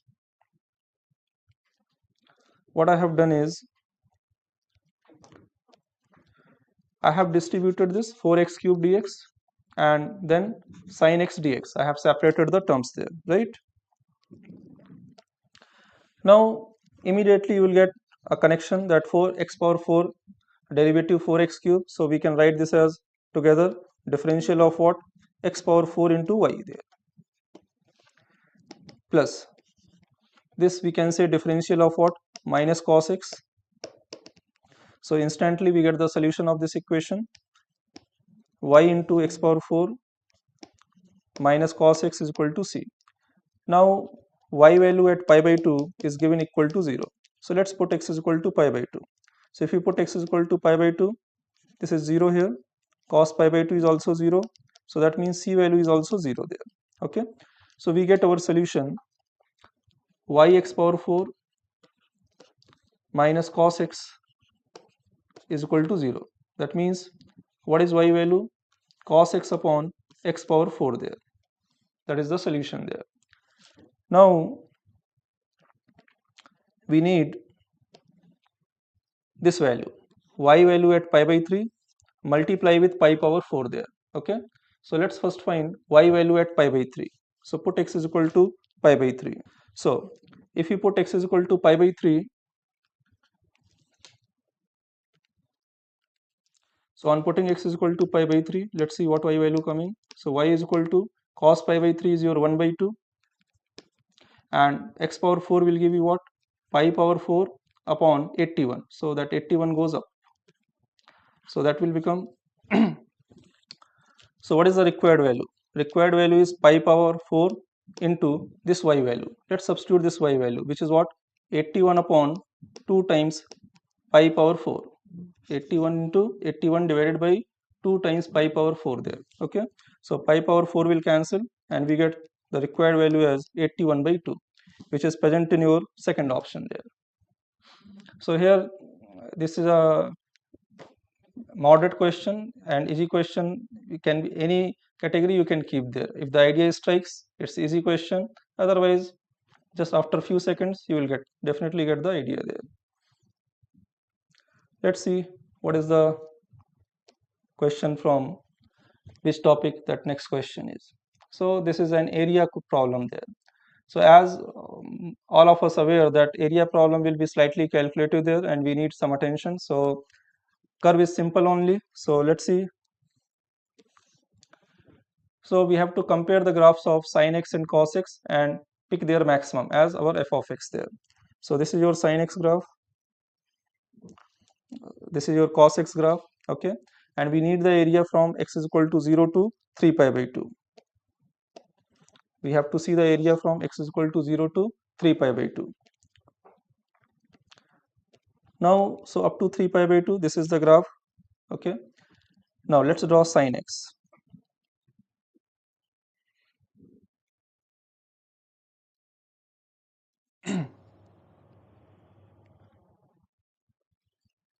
So this is 0, this is your pi by 2. Okay, this is pi and this is your 3 pi by 2. Okay. Now like this, two graphs are going there. Let's pick the maximum of the two graphs. So I am distinguishing this sin x graph from cos x graph there. So first of all, let's put the maximum. So as you understand, maximum means we will choose the upper curve there. Okay. So what is behaving as upper curve? Let's see. So as upper curve up to 0 to pi by 4, this point of intersection pi by 4. This cos x is upper curve. After that, this sin x is upper curve, and it is continue to be upper curve up to what? This point of intersection. So cos x is equal to sin x. What are the intersection point? First point we got here pi by 4 there. Another point here 3 pi by 4 there. Right? X is equal to 3 pi by 4. After that 3 pi by 4 to 3 pi by 2. You see this cos x graph is upper graph there. Okay. So we have to find the area bounded by this curve and x-axis. So area is bounded by what? Curve and x-axis. This curve fx and x-axis between the limit 0 to 3 pi by 2. So required area, let's shade it, do the shading of this area there. Okay. So this area,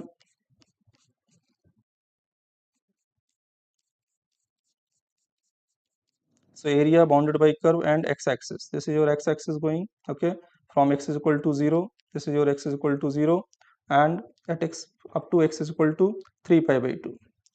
So area bounded with x-axis. Keep a focus on area bounded with x-axis. So this total area we wish to find there.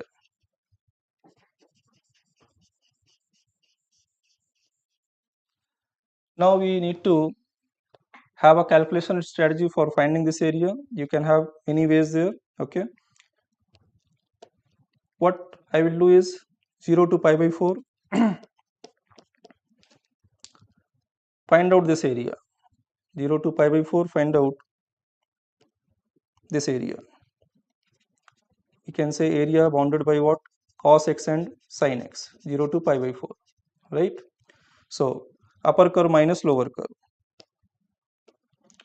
Cos x minus sin x. Then we can calculate this area, which is bounded by this cup of sin x and x-axis, from where 0 to pi. So 0 to pi sin x dx. Then we need to focus on this area. Now if you look at this area,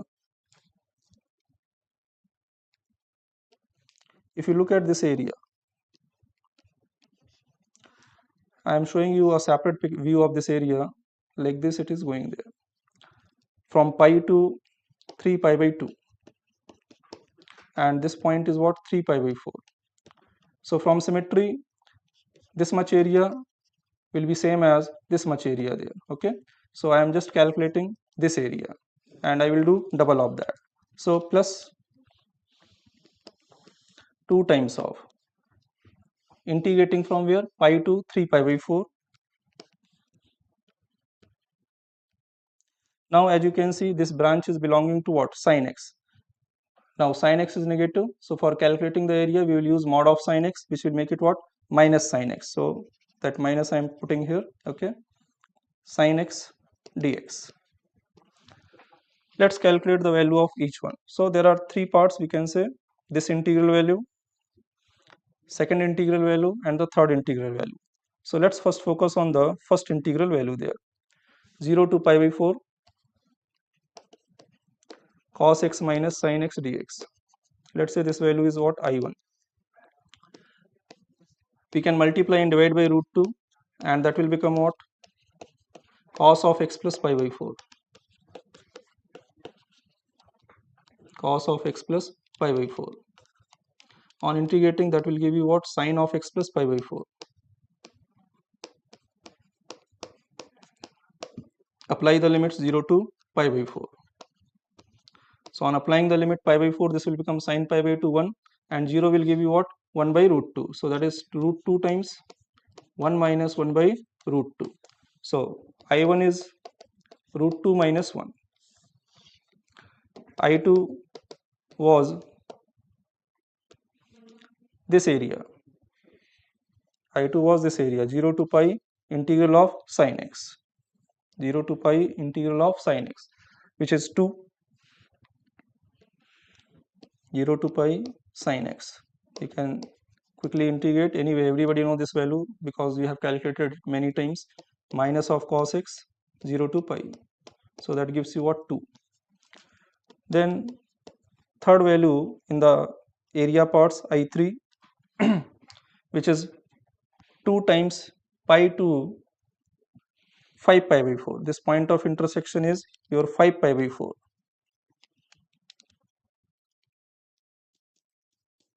This was pi and this is what? 5 pi by 4. So 0 so that integral is pi to 5 pi by 4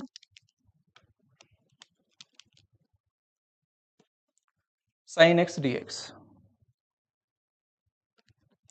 So 2 times pi to 5 pi by 4 sin x dx.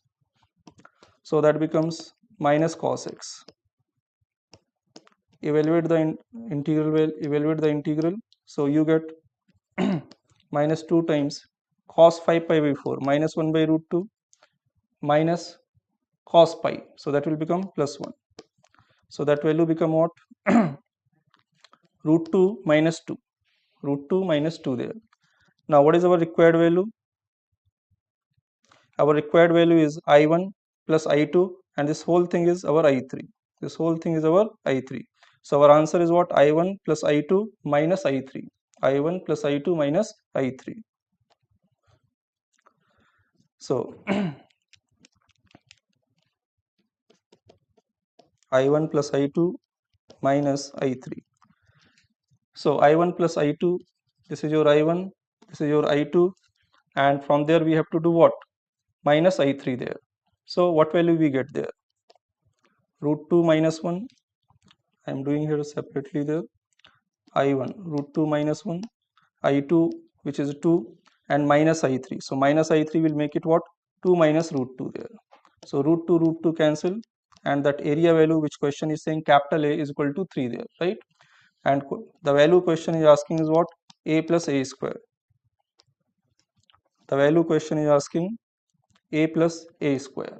So A is equal to 3 means this is 9. So 3 plus 9, 12 is your answer. A plus A square is equal to 12. Let's see the next question. Hi everyone. Here we will discuss few questions which are coming in the January 23rd morning session. We'll see few chemistry questions and they are preferably memory based questions. And here the first question, if you see, consider the following graph of concentration versus time, and the graph is given. The graph is with respect to concentration on y-axis and time is on x-axis. Here they are asking to calculate find half-life of a reaction. See, in this question, there are two parts are there to identify the half-life of reaction. First of all, we have to know what is the order of reaction, isn't it? Once if you know the order of reaction, then we can identify the half-life of reaction. So in this case, first we have to identify what is the order of reaction. You can see from this graph, it shows that it is a zero order reaction. The integrated rate equation for zero order reaction is what? That is Kt is equals to, let us assume the initial concentration is A0 and concentration of the reactant after some time is T. So this is a integrated rate equation for zero order reaction. So for this reaction, if you draw a graph and this you convert in this format, the concentration versus time, and that is At is equals to A0 minus Kt.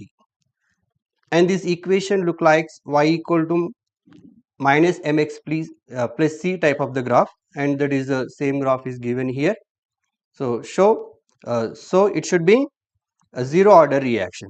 Or else we can identify another way from the given information what is the order of reaction. And again, if you see here in the graph, initially at a time t equal to 0, the concentration is given 0.6 molar, isn't it? And after some time, so here after 100 seconds from the graph, the concentration is changed to 0.55. Again, after again 100 seconds, the concentration is changed to 200. After 200 seconds, and again 100 seconds, the concentration is changes to 0.5 molar. So here to here the time is 100 seconds, and here to here also it is 100 seconds, from 0.6 to 0.55 and 0.55 to 0.5. The time required is 100 seconds. So it shows that the decrement in the concentration, if you see from here to here 0.6 to 0.55, the change in concentration is 0.05. Again from 0.55 to 0.5, the change in concentration is 0.05. So for the same time interval, the concentration consumed is the same. So this data also confirms that the rate is a zero order reaction. So from this, either from the equation or from the data, we can conclude that it is a zero order reaction. So now we can identify the half-life for a zero order reaction. So what is the half-life for zero order reaction? The formula is T of is equals to A0, means initial concentration of reactant by 2K. So in this particular case, for this formula, the data we required, initial concentration, anyhow it is given in the graph, that is 0.6 molar, but one more you required the rate constant K. Then how to identify the rate constant K? This we can identify from the equation.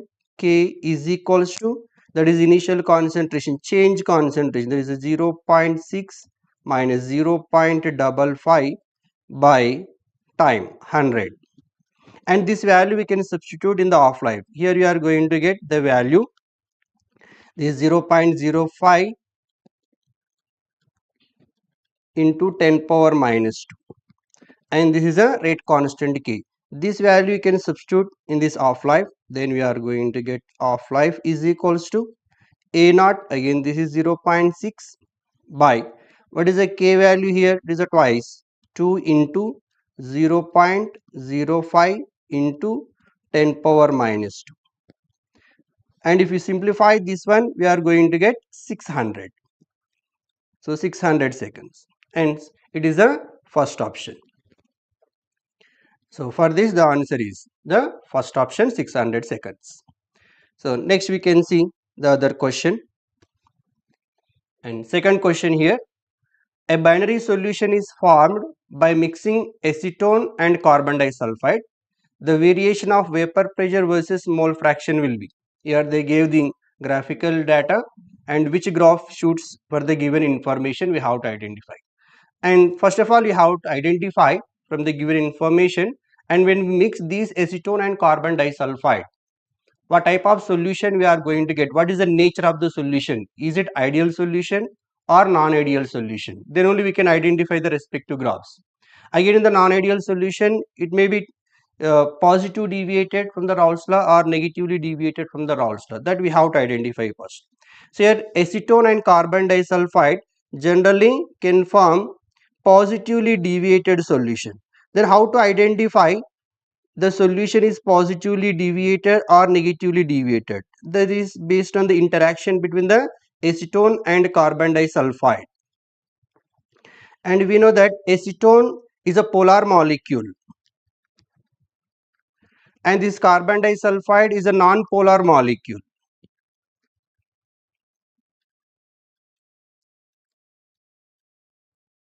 Normally when you mix these two, when you mix these two liquids together, then polar compounds, to this polar compound when you add non-polar, initially the interaction between the acetone, polar dipole interactions will be there.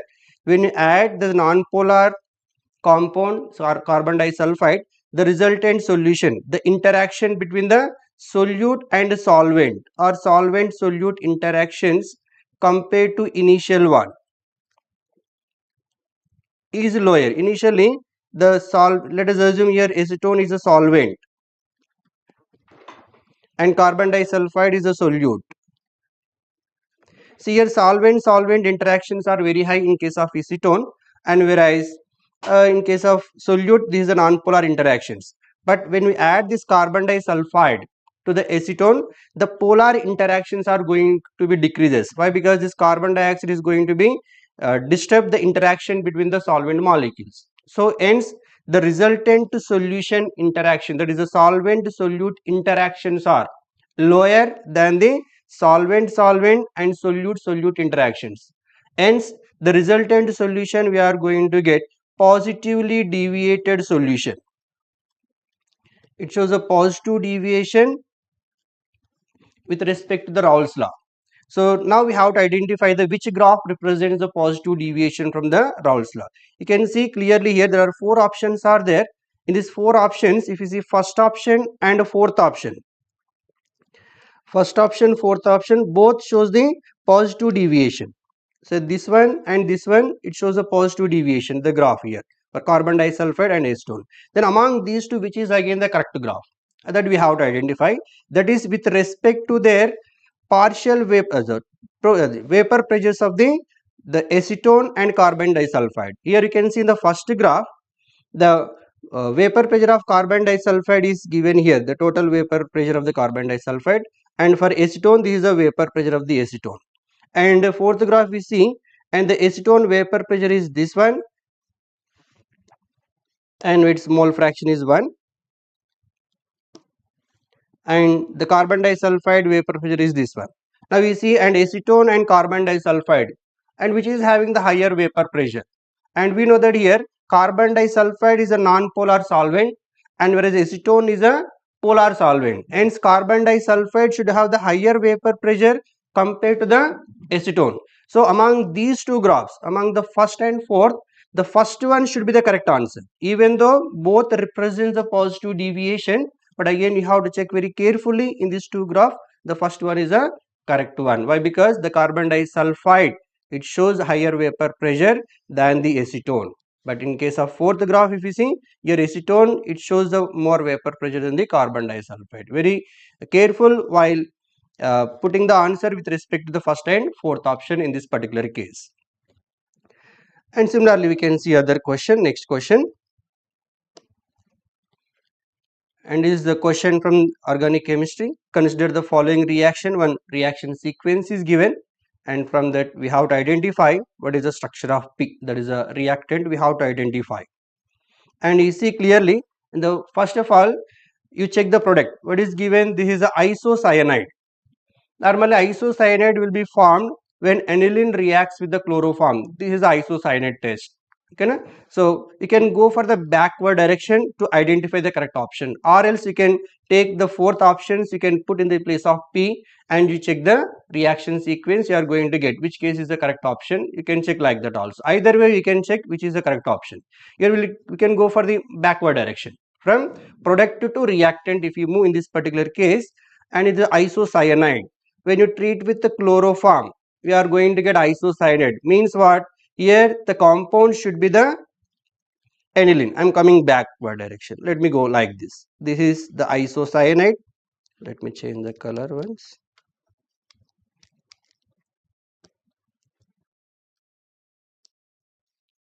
So we have the isocyanide. How it will come isocyanide? And if it is the aniline,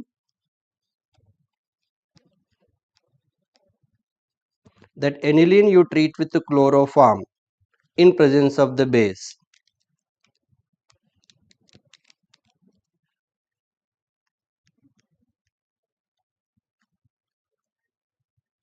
So we are going to get this isocyanide.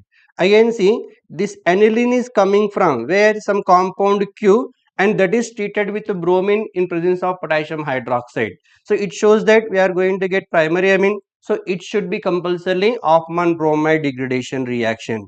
So the previous compound should be what? It should be an amide. So when amide is treated with bromine in presence of potassium hydroxide, what happens? Hoffman bromide degradation. We are going to get the amine compound where one carbon is less than the parent compound.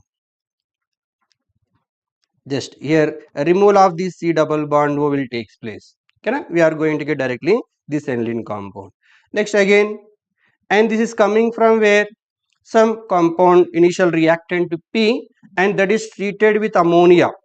Okay, na? Here, and this compound, initial compound, when you treat with ammonia, we should get this amide. When we are going to get amide, the initial compound compulsorily should be the acid. That should be the carboxylic acid. When benzoic acid, if we treat with ammonia at some temperature condition, and this carboxylic acid is converted to benzamide. This benzamide, when you treat with bromine in presence of base, we are going to get aniline. That aniline, if we treat with chloroform, we are going to get isocyanate.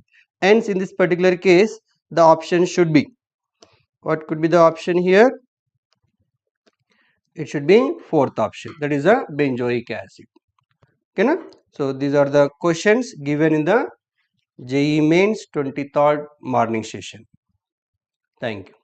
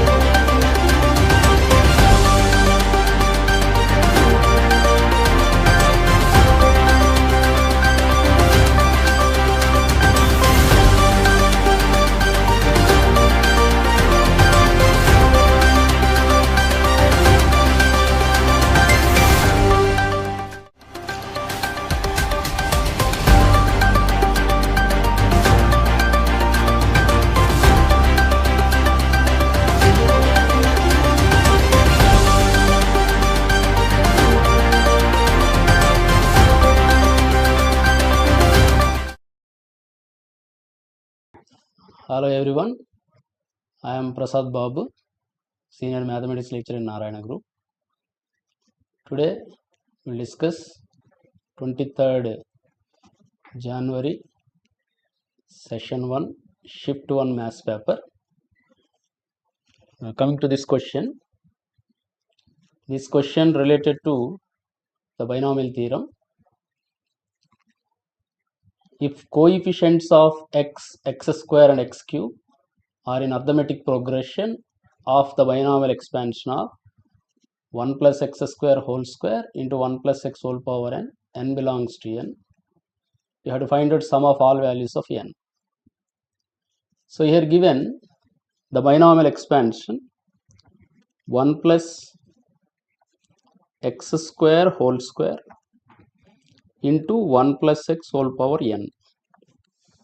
This can also be written as 1 plus x power 4 plus 2x square, just expanding 1 plus x square whole square. And using binomial theorem, if you expand this 1 plus x whole power n, we get nc0 plus nc1 into x plus nc2 into x square plus and so on ncn into x power n. Now, what is given in the question is coefficient of x and coefficient of x square, coefficient of x cube are in AP. So, in this expansion, coefficient of x is obtained by multiplying this 1 with this nc1 into x. So, that is nc1. So, only one term is there, that is x coefficient. Next to coefficient of x square. To get x square coefficient, you have to multiply this 1 with this term and this 2x square with this constant. So, now x square coefficient is nc2 into 1 plus 2 times nc0. nc0 is 1, that is this is nc2 plus 2. Next, coefficient of x cube. Coefficient of x cube, that is obtained by multiplying this 1 with this x cube term, that is nothing but nc3 into x cube, and this 2x square with this nc1 into x, that will give 2 times nc1. This is x cube quotient. Now, what is given in the data? These three, that is nc1 nothing but n, and nc2 plus 2, that is n into n minus 1 by 2 plus 2, and nc3 plus 2 into n. nc3 is n into n minus 1 into n minus 2 by 3 into 2 into 1 plus 2 into nc1, that is n. Given that these three are in AP, this is given. Since these three are in AP, we know that if three numbers are in AP, we have relation between them is 2b is equal to a plus c. That's why we have 2 times n into n minus 1 by 2 plus 2 is equal to n plus n into n minus 1 into n minus 2 by 6 plus 2n. 2b is equal to a plus c. That the condition for the three numbers are in AP. Now, if you solve this equation, we get a cubic equation in n. That cubic equation in n is n cube. Cubic equation in n is n cube minus 9n square plus 26n minus 24 is equal to 0. After simplification, you get this one. Now, if you solve this first by inspection, you get n is equal to satisfies this. Then after division with n minus 2, we get other two factors. So the values of n that satisfies this are 2, 3, 4. But if n is 2, NC3 is not defined. NCR is defined only when n is greater than or equal to r. That's why the values of n are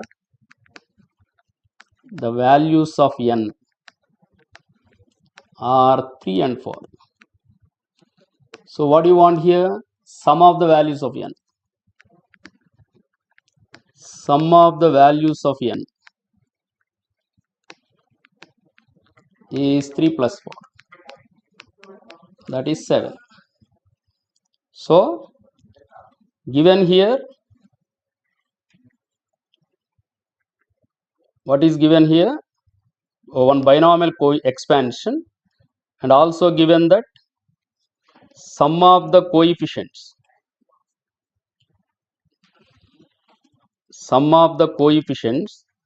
of x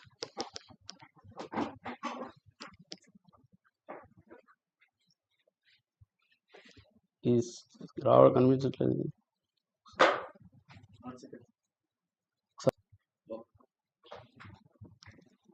coming to the next question. The mean and variance of 8 observations -10, -7, -1, x, y, 16, 2, 9 are 7/2 and 293/4 respectively.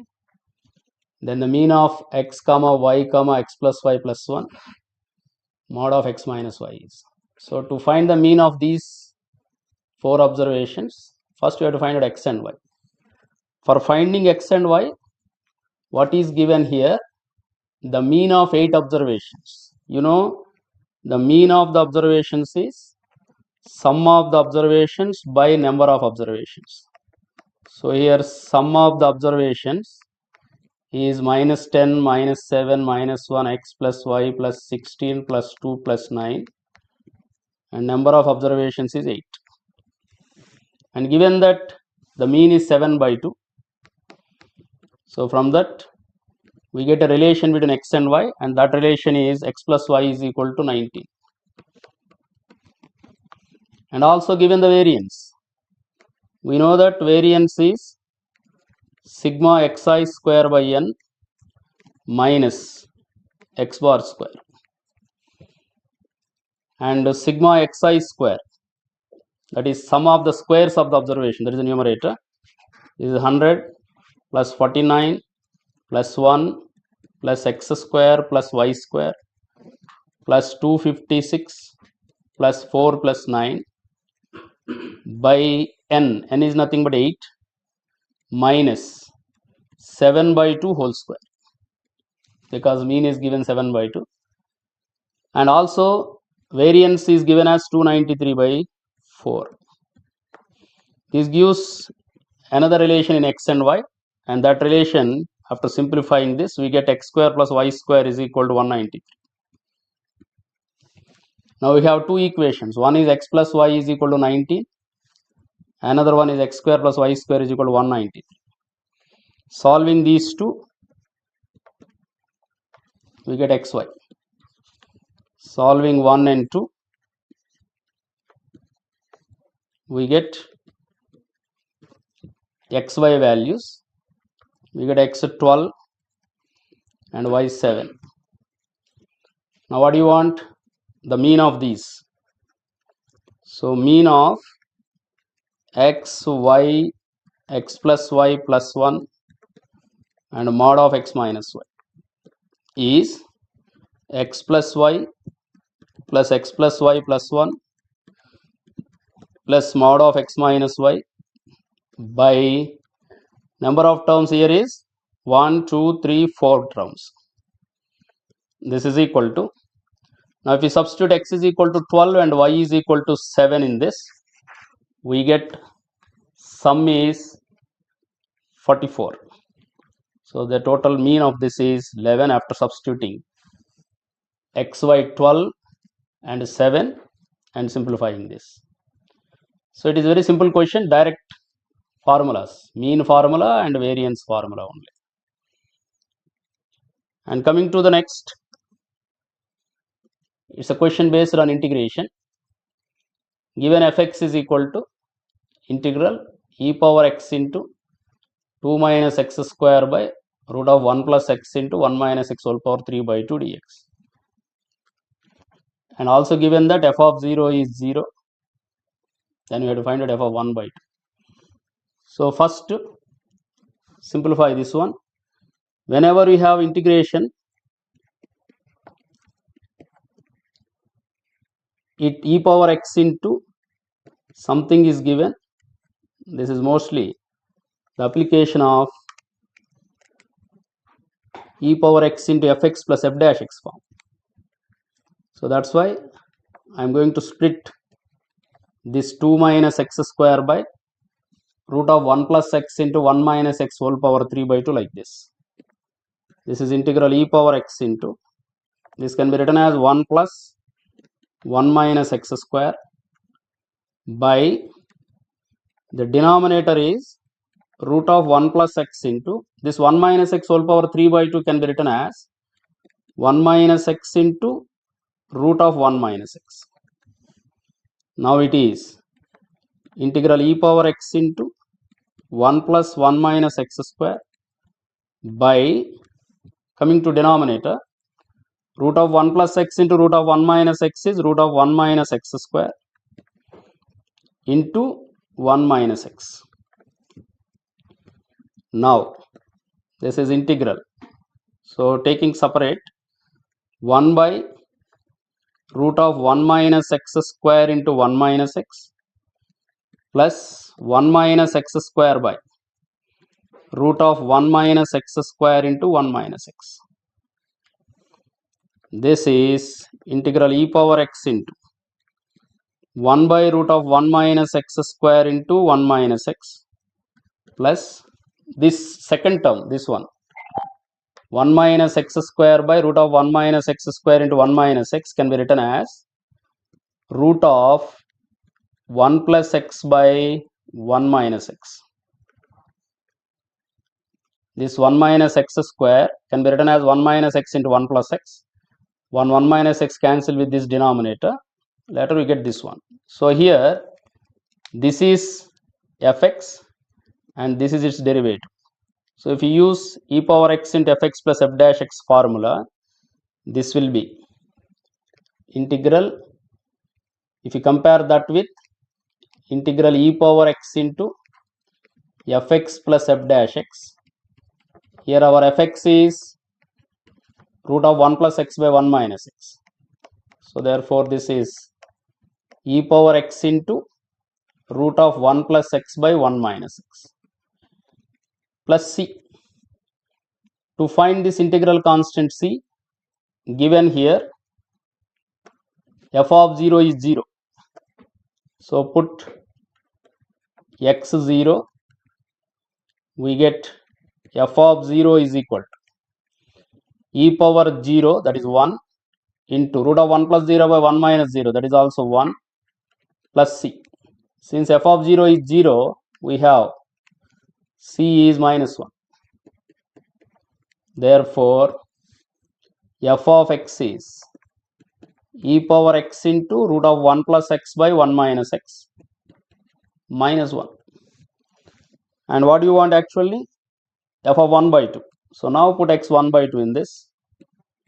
If x is 1 by 2, f of 1 by 2 is e power 1 by 2 into root of 1 plus 1 by 2 by 1 minus 1 by 2 minus 1. So this will be root e into root 3 minus 1. So therefore f of 1 by 2 is root 3 minus 1. So it is application of e power x into fx plus f dash x. Here the difficulty is converting this 2 minus x square by root of 1 plus x into 1 minus x whole power 3 by 2 into the form fx plus f dash x. So identifying what is fx and what is f dash x in this is the only difficulty. Remaining simple only. Now coming to the next question.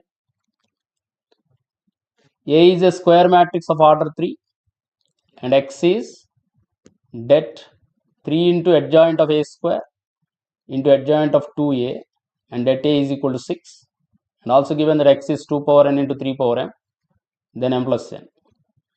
So here it is application of the properties of determinant of A, determinant of adjoint A, and determinant of adjoint K, these properties. So now take X is given det 3 into adjoint of A square into adjoint of 2A. This can be written as, it is in the form K into A. If you treat this total product is A, and we know determinant of Ka is K power n into determinant of A. So here K is 3, n is also 3, n is order of the square matrix. So it is 3 cube into determinant of, and we know that adjoint A square is adjoint A whole square and to adjoint 2A. And we know that determinant of the product of two matrices is product of their determinants. That is, determinant of AB is det A into det B. So you can write this as det adjoint A whole square into det adjoint 2A. So it is 3 cube into det adjoint A square into det adjoint 2A. And this is 3 cube into, and we know determinant of A power n is det A whole power n. So you can write this as determinant of adjoint A whole square, and adjoint of Ka is K power n minus 1 into adjoint A. Here n is order of the matrix. So using that property, this is 2 square into adjoint A. Just taking this 2 outside this adjoint. Now this is 3 cube into, and we know determinant of adjoint A is det A power n minus 1. Here n is 3, so that's why it is det A square. Already one square is there. That's why it becomes det A power 4. And this 2 square, taking outside the determinant, it takes the form det Ka, that is K power n into det A. So again, this is det, taking 2 square outside, it is 4 cube. 2 square is 4. Using det Ka property, it is 4 cube into det adjoint A. This is 3 cube into det A power 4, and 4 cube is 2 square whole cube, 2 power 6, and det adjoint A is det A square again because n is 3. So it is 3 cube into 2 power 6 into det A power 6. This is 3 cube into 2 power 6 into, given det A value in the question, that is 6. So 6 power 6 can be written as 2 power 6 into 3 power 6. Now this is 3 power 9 into 2 power 12. So n become 12 when you compare this with the given data. N is 2 power n into 3 power n given. So n is 12 and m is 9. Therefore m plus n is 12 plus 9, that is 21. So it's all formula based.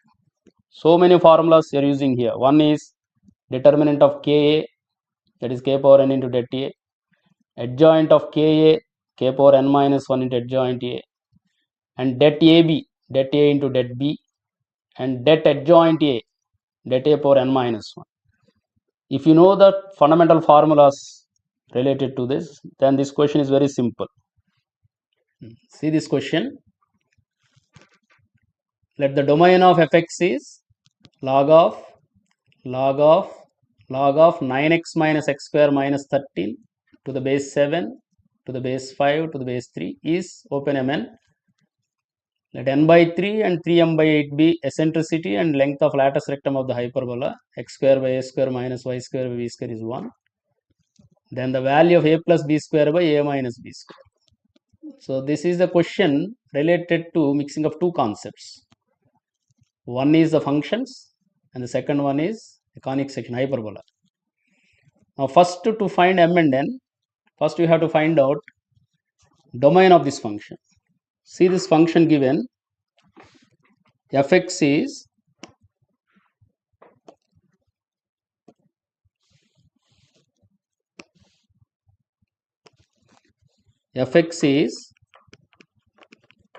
log of log 9x minus x square minus 13 to the base 7 to the base 5 to the base 3. This is defined if log 9x minus x square minus 13 to the base 7 and to the base 5 greater than 0. To define this logarithmic function, this must be greater than 0. Now, using the logarithmic property, you know log x to the base a greater than y implies x is greater than a power y if a is greater than 1. If base is more than 1, logarithmic function is increasing function. That's why same inequality holds here. So since here base is 5, it is greater than 1. So that's why we have this one. Log of 9x minus x square minus 13 to the base 7 greater than 5 power 0. That is 1. Similarly, applying the same property, here base is 7, that is also more than 1. So applying the same, we get 9x minus x square minus 13 greater than 7. Now we get a quadratic inequality here, that is 9x minus x square minus 20 greater than 0. This can also be written as x square minus 9x plus 20 less than 0. So this is a quadratic inequality. So solving this, we get x minus 4 into x minus 5 less than 0. So we'll give x belongs to 4, 5 using wavy curve. Now comparing this with the domain given in the question, what is given in the question? Domain is open m comma n. So m is 4 and n is 5. Given here, eccentricity is n by 3. So E is equal to n by 3, that is 5 by 3. And length of latus rectum, that is 3m by 8. This is 3 into m is 4 by 8. This will be 3 by 2. And we know length of latus rectum is 2b square by a.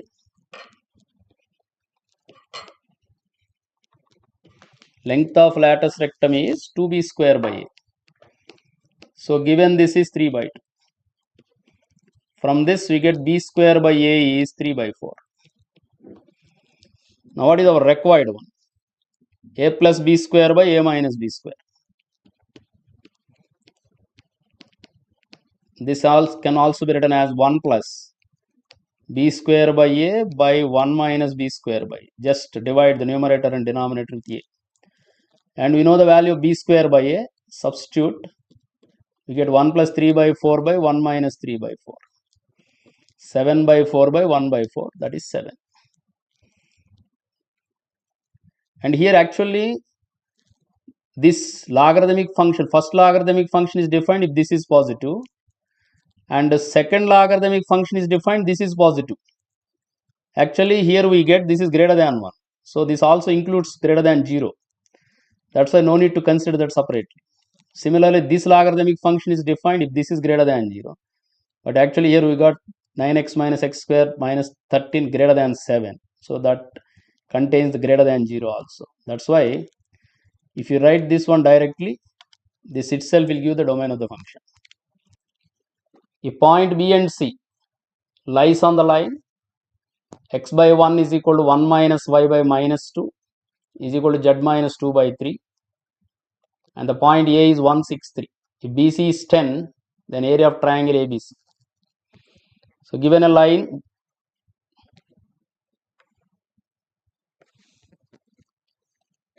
this is BC.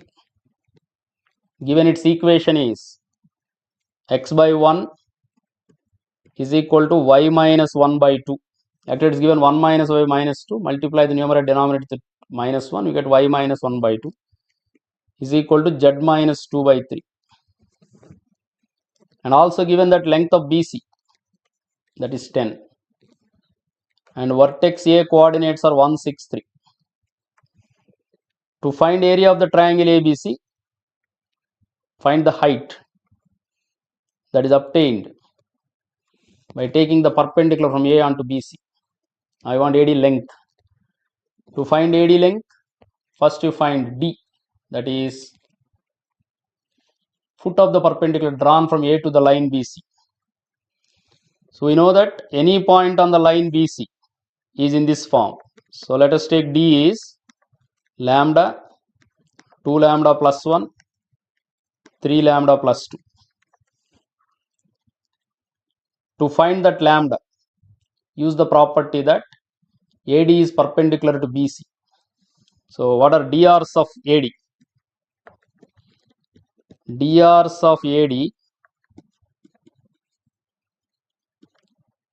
are lambda minus 1, 2 lambda plus 1 minus 6, nothing but 2 lambda minus 5, 3 lambda plus 2 minus 3, that is 3 lambda minus 1. And DRs of given line, that is BC. DRs of given line